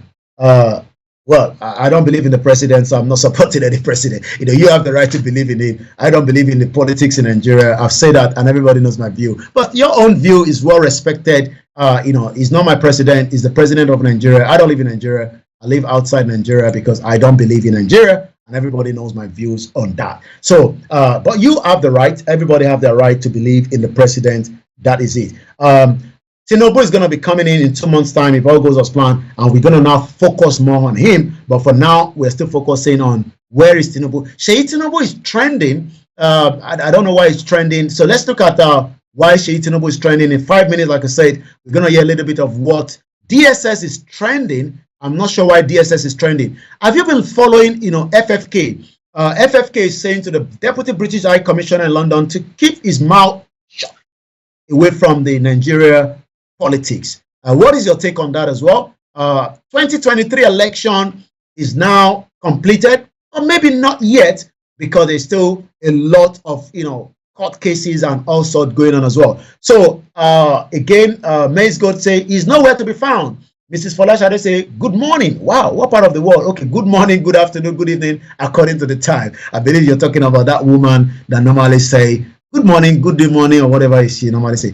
Emeka Ihe Dioha is also trending. So let's see why Seyi Tinubu is trending right now. Once again, a very, very good evening to you, Mrs. Rukayat Omawumi, if you're there, and also those of you that are watching us on different platforms as well. Shamsuddin Oladipupo, once again, a very good morning. Good evening. Shout out to those of you, Adekunle Plenty, my brother right there on Instagram, and a shout out to those of you as well that are listening to us on all the other platforms. So I'm trying to say why Seyi Tinubu is trending. I'm not sure why. Nothing there. Okay, let's leave. That is trending. Not sure why as well. We know that that is the vice presidential candidate of the Labour Party. Now that the election is done, okay, INEC returning officer in Abia State governorship election, Professor Inena Oti, has revealed that she was offered financial incentive to manipulate election result. So it seems that as students are very happy that she didn't collect the money. What a great woman. Now let's go and see why DSS.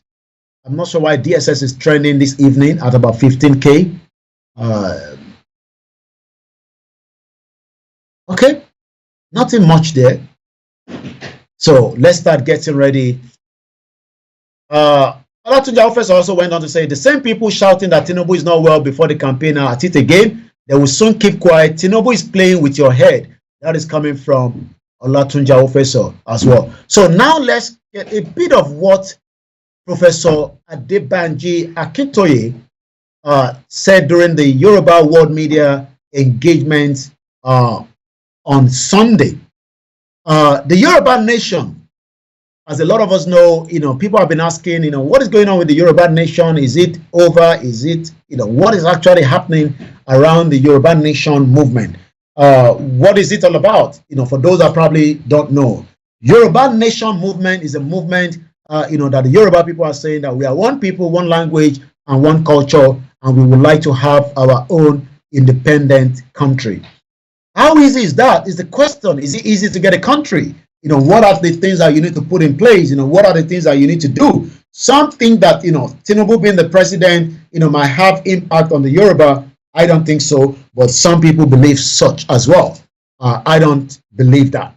Tinubu is not representing the Yoruba as a Yoruba president. Tinubu is representing Nigeria and Nigerians as a country rather than as Yoruba president. But we know it's from Yoruba side.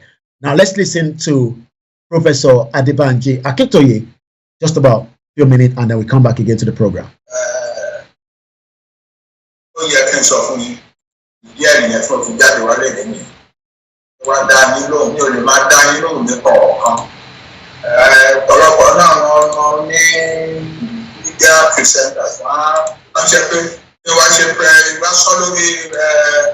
lórí program wọn tí n bá ń ṣe gbogbo wọn yẹn á nira so ìdí ẹ̀ nìyẹn tí mo fi wá sọ pé máa kó gbogbo ẹ̀ lọ máa sọ fún mi lẹ́nu.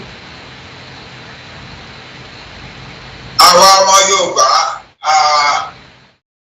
a ti ṣoríire púpọ̀ a ṣoríire gan-an ni ṣùgbọ́n a ní àwọn akẹ́kọ̀ọ́ tó ń ṣe ìdènà tó ń dènà wa mo ṣe fẹ́ bá yín sọ lẹ́yìn èmi ò ní fẹ́ sọ̀rọ̀ ẹnikẹ́ni ìdí tí mi ò ti fẹ́ sọ̀rọ̀ ẹnikẹ́ni ni wípé mo ti ṣògbúra níwájú Ọlọ́run pé mi ò ní bínú sọ́mọ Yorùbá kankan mi ò ní bá ọmọ Yorùbá kankan jà there will no malice in my heart towards any Yoruba person anywhere in the world no matter what they do or say so ìdí ẹ̀ nìyẹn tí mi ò mo ń ṣọ́ra ní bàbá dẹ́ṣẹ̀ níwájú Ọlọ́run mo fi búra pé mi ò ní ṣe pé kí n máa pàtó bá lójú ẹ̀ pé ó yẹ kí n sòótọ́ fún mi ó yẹ kí n sọ.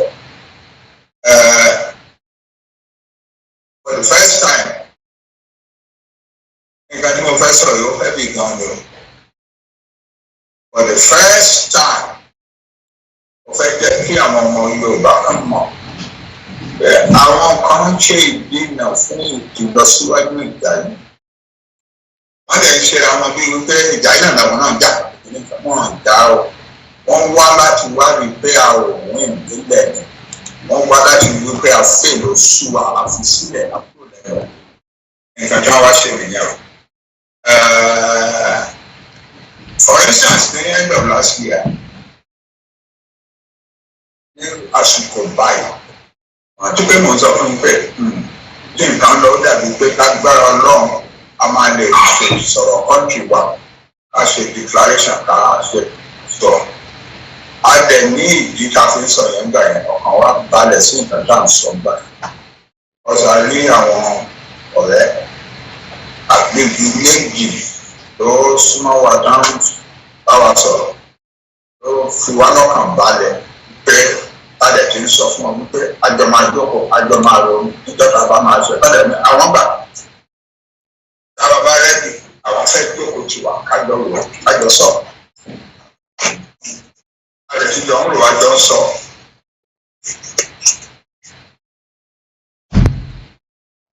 Adé ń rò pé lágbára Ọlọ́run gbà yìí.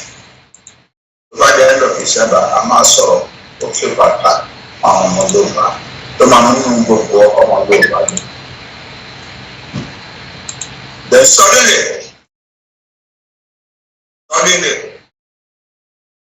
àwọn kan lára ní wọ́n ní àwọn kìkì kí àyè Yorùbá ní.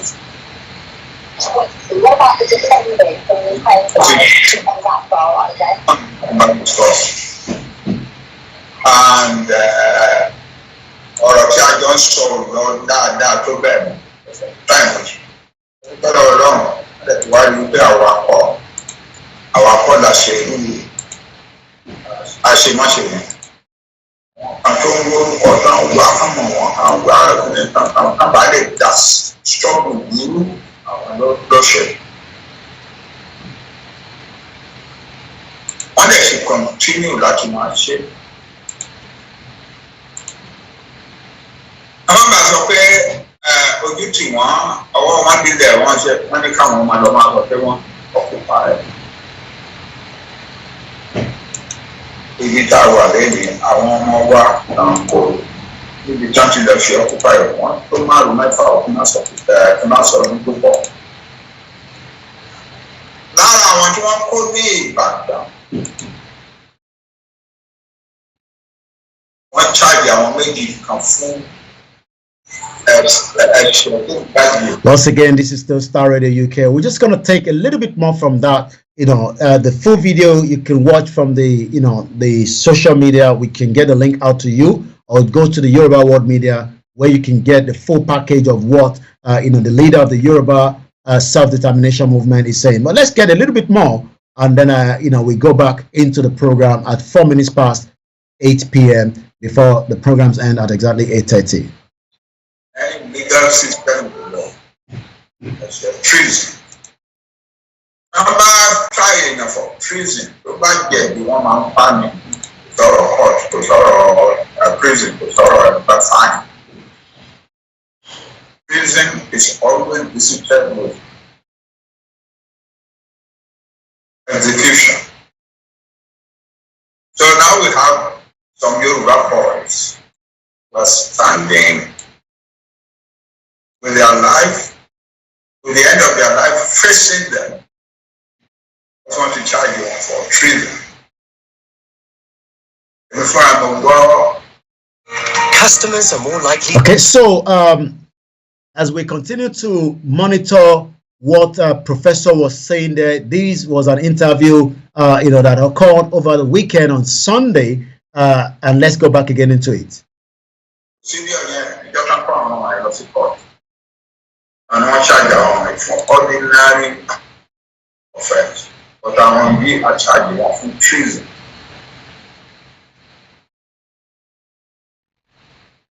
Charge on be anything Olayomi charge àwọn yìí fún treason. Àwọn tó ń charge fún treason ẹ̀ṣẹ̀ tí wọ́n yàtọ̀ sáwọn tó ń charge Olayomi. Àwọn tí wọ́n dẹ̀ charge fún treason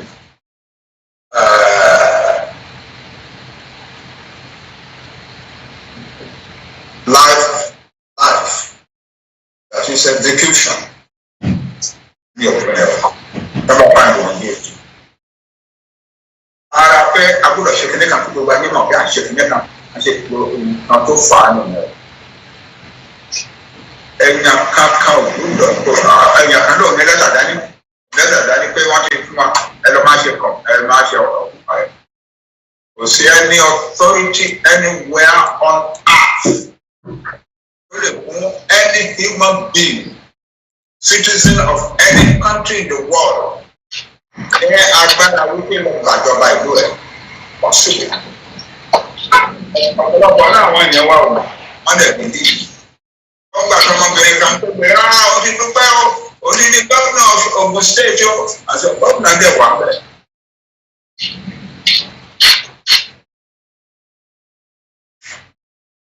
Inú mi ò dùn sí gbogbo ọmọ tó ń ṣẹlẹ̀ náà.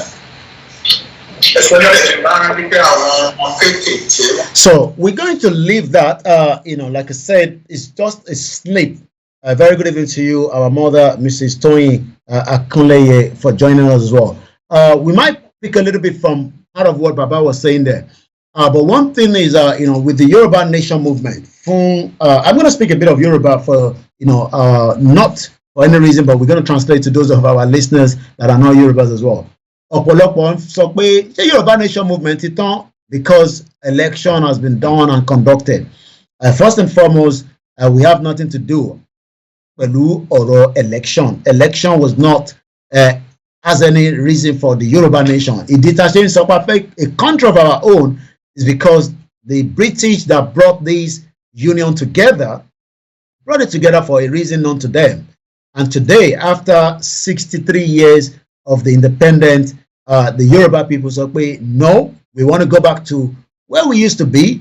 It's not going to be an easy journey because already, the journey has been infiltrated by some individuals that also want to hijack it for their own selfish interest. There's been propaganda. There's been a lot of different allegations without any concrete evidence. But as we know, people love, gossip and people love propaganda. I already talked about that before. So, fine, Yoruba Nation is because that is what you are thinking in your mind. Yoruba Nation is a movement, just as there's a movement from the Scottish people wants to leave the union of the United Kingdom. The Wales wants to have their own self-independent governing country. They don't want to be part of the UK anymore. They're tired of being part of the union. And the new minister in Scotland is going to be asking again for another referendum. Whether Rishi Sunak, our own prime minister here, will allow such to happen, time will tell. But there is a push, and that push means that Scottish people are still demanding a full referendum to decide whether they want to be part of UK. Remember that in 2016, the United Kingdom decided that after over 3 decades, with the European Union, they wanted to have their own border control. And anyone that doesn't control their borders, you are not in charge anymore. They wanted to control their border. They also wanted to control their own laws, because that means now that UK is out of the European Union, you cannot take them to the European Court of Law as it used to be in the past. Let's go back and listen a little bit more in just about 20 minutes. We're going to be ending the program, but let's go back and get more from what Baba Akintoye was saying. You're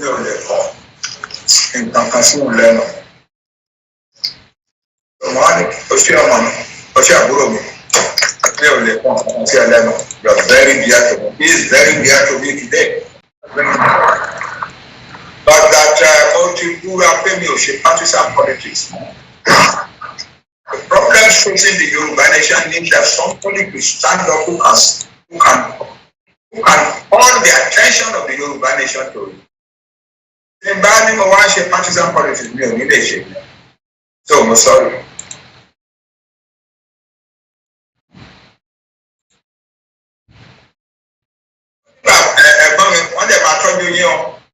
We take good care of you.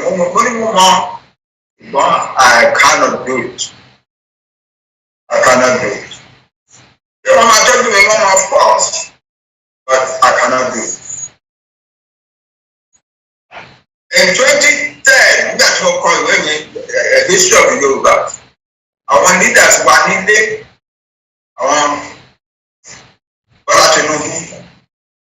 This year, I can do it. I'm coming as well. I'm going to launch here because the best history of Yoruba book. Well, again, that is part of what Baba was saying just over the the weekend. When you can watch that full interview on the Yoruba World Media. Once again, the Yoruba project is still ongoing. It might seem that it is not moving forward because of different, fractions, which is normal because we know that in every movement, even within the political terrain, people are always looking for evidence. They're looking for ways to destabilize the movement.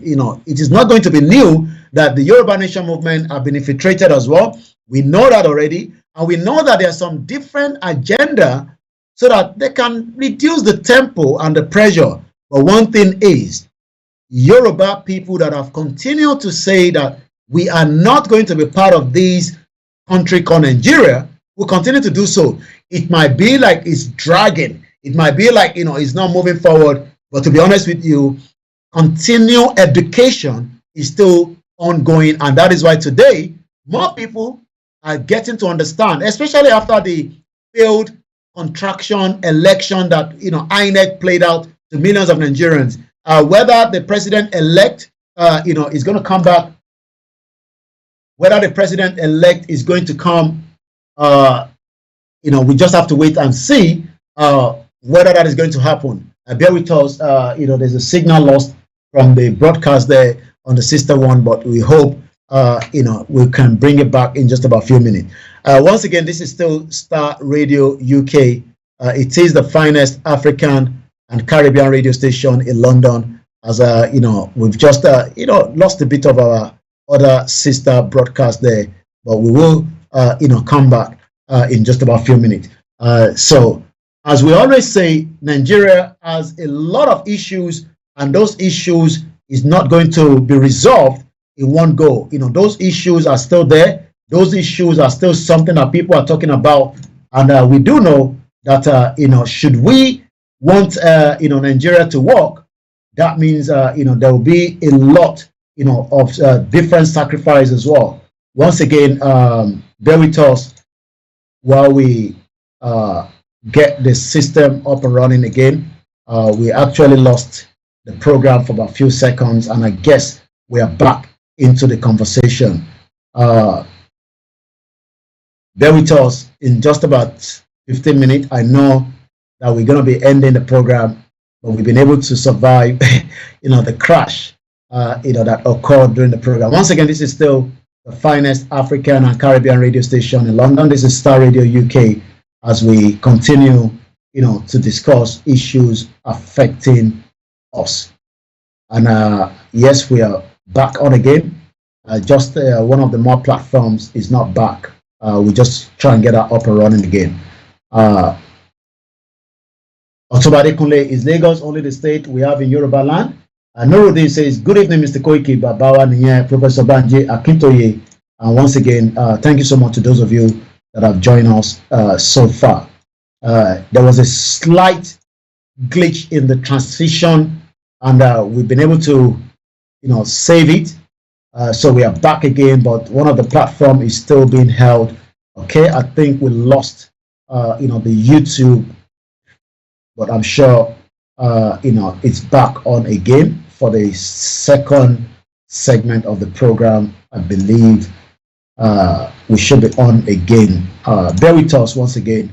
For those of you that are with us this evening. This is still Star Radio UK. It is the finest African and Caribbean radio station in London. So in just about 15 minutes, we're going to be ending the program tonight. But tonight is not the end of it. There's still a lot to discuss, and we will continue to have, these discussion, all the time. Once again, I welcome those of you that have joined us on the Star Radio UK. Yoruba Nation is not dead yet. It is still a project. It has to happen in our lifetime.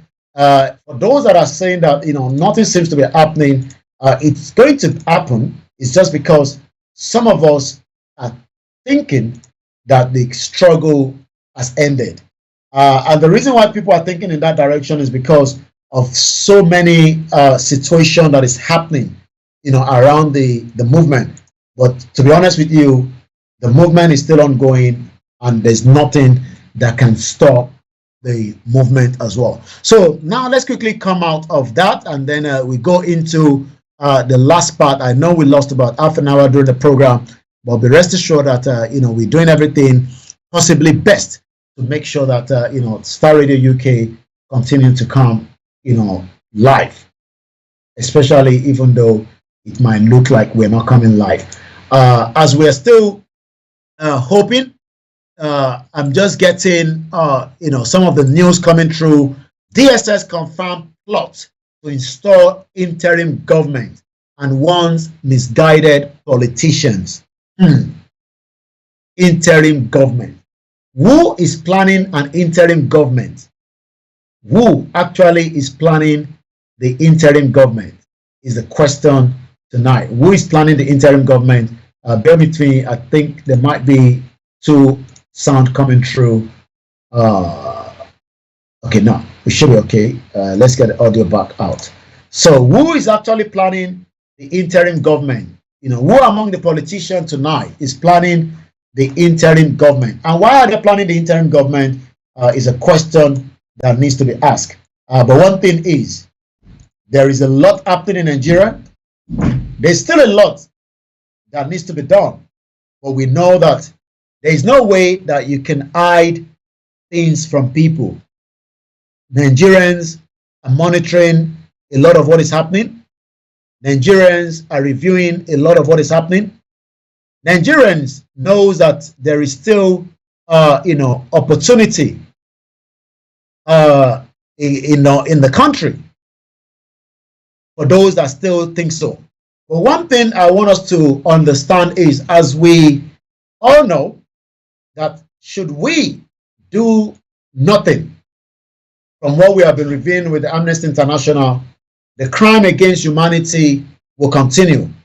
And if we don't want crime against humanity to continue, then everybody must do the needful. Who are those that are planning interim government? I've been talking about interim government before DSS is talking about it. I don't know why DSS is just coming out to say they want to install interim government. We know that the election itself, as much as a lot of people might say that election, is credible, I don't think so. Even the international community disagree with it as well.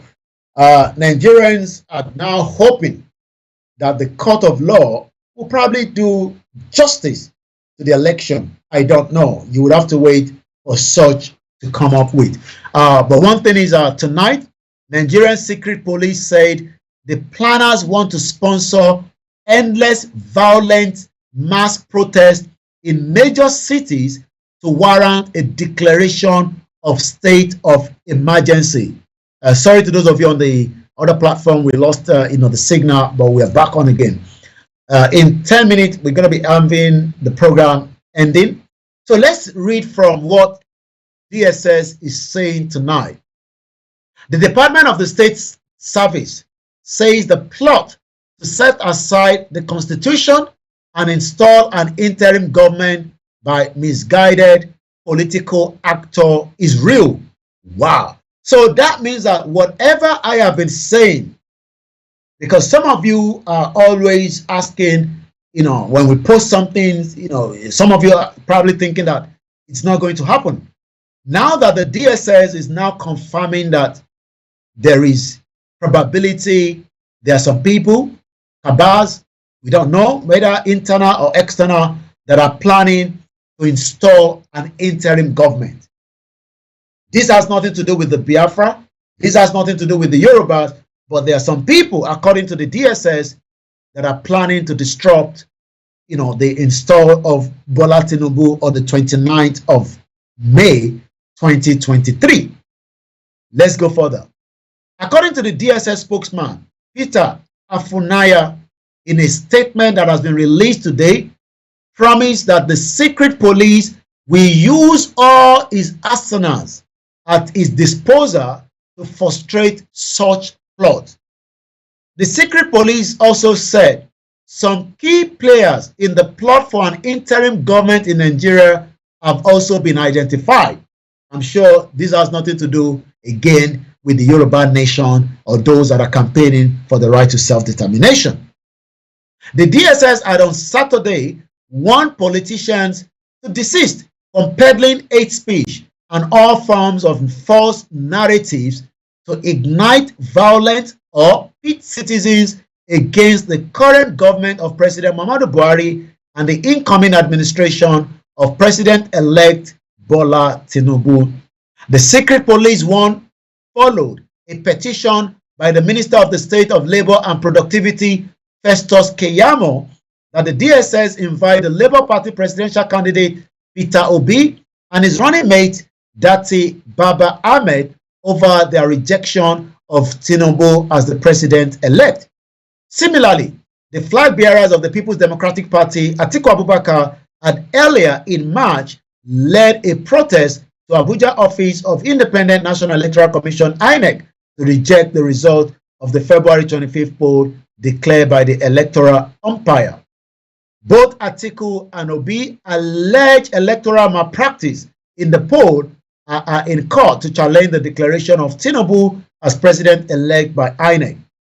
In a follow-up statement on Wednesday, the DSS did not mention any politician, but said some key players have been identified in the interim government plot. I have been talking about the interim government for a very long time. I've been talking about the military takeover of Nigeria for a very long time. And the DSS have just confirmed that as well in a statement tonight. The secret police also said the plot being pursued by these entrenched interests is not only an aberration, but a mischievous way to set aside the Constitution and undermine the civil rule, one that such will plunge the country into an unavoidable crisis. The illegality is totally unacceptable in a democracy and to the peace-loving Nigerians. This is even more so that the machine is taking place after the peaceful conduct of election in most part of the country. There's nothing called peaceful. The election has been rigged. The election has been, violent. The secret police statement partly said. So I'm going to be talking about these more, in the next program. But now that the DSS has also confirmed that there is a plot to bring an interim government in place, who are those behind such? Like I said, there's a lot of movement going on, behind the scene, but I'm sure whatever is happening with time, Nigerians will know. As I say, thank you so much to those of you that have joined us tonight on the program. We would like to appreciate every one of you. As I'm going to be handing over to the team back in the studio, I once again like to appreciate everyone that have joined us on the Naija Voices on Star Radio UK tonight. Once again, remember, injustice to one is definitely injustice to all. There's a lot of disappearance in Nigeria. I was going to talk about, the young man that got missing, known as Ganil Kendi, also known as Ijoba Lande. From what we are told, Ijoba Lande has been missing, according to the wife, in the last almost, 3 days now. We pray that he's found and returned back to the family. But this is also part of the reason why we say Nigeria is not secure.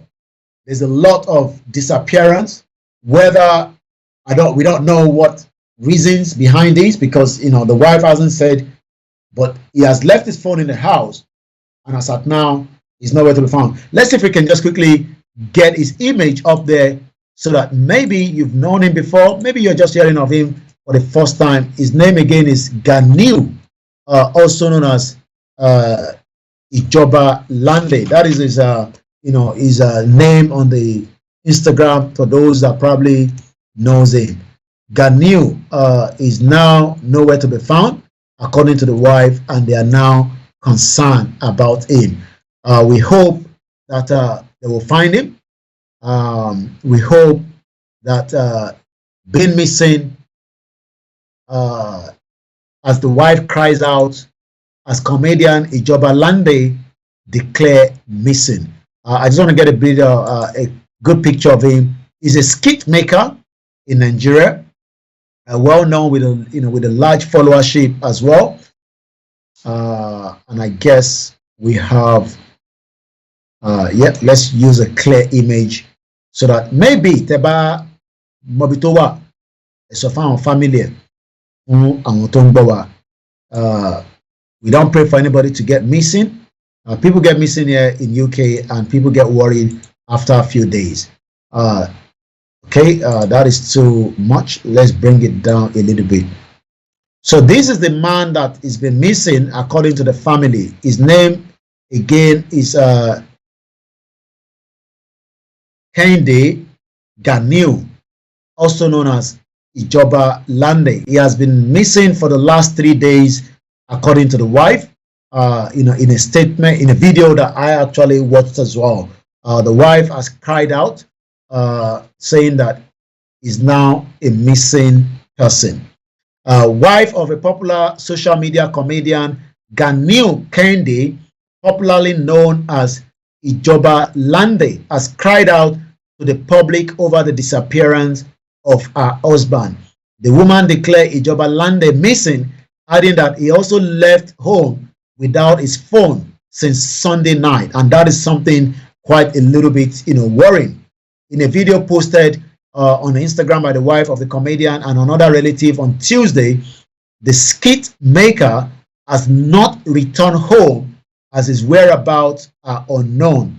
She wrote, "This is to inform the public that Ijoba Lande left home to an unknown destination on the 26th of March around 9 p.m., which is again local time with London after the time change, I believe. And up till now, as we can still say, is nowhere to be found.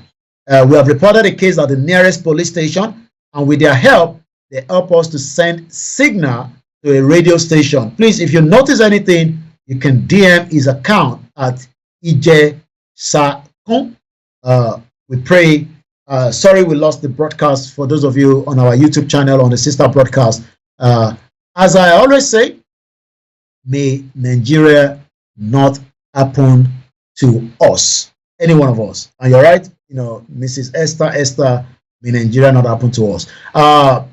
When we are back next week, like I said, we would have a full discussion. Well, I'm going to open the phone line, probably maybe for the duration of the program. You will call in. If you want to speak in Yoruba, you will do so. If you want to speak in Hausa, you will do so. If you want to speak in English, you would also do so.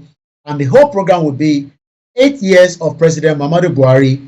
What do you think has happened to Nigeria? So that is going to be our program next week, Wednesday, God's willing. Shout out to my family. Shout out to my colleagues. Tomorrow, shout out to Dr. Benjamin. I was going to read your comment from the last section, but it actually break the way. But we hope you will catch up again with the comment again. As we all know, injustice to one is always injustice to all. You might sit away and allow atrocity and crime against humanity to happen around your surroundings. Wherever you are, in your own little ways, we can all contribute to the atrocity that is happening.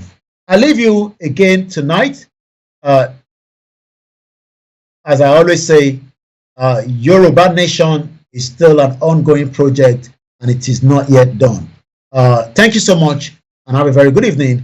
This is Star Radio UK, the finest African and Caribbean radio station in London. UK. This is Star Radio UK. In your car, At work. at home, On your smartphone. Broadcasting worldwide online 24/7. Broadcasting worldwide online 24/7. in your car, At work. at home. On your smartphone. The best radio show. The best radio show. Another morning show. The best radio show. Broadcasting worldwide online 24/7. And once again, I say, Odaro, bye for now. Star Radio UK. This is Star Radio UK. This is Star Radio UK. Broadcasting worldwide online 24/7. Broadcasting worldwide online 24/7. Welcome. Welcome. And I'll be back next week. Bye for now.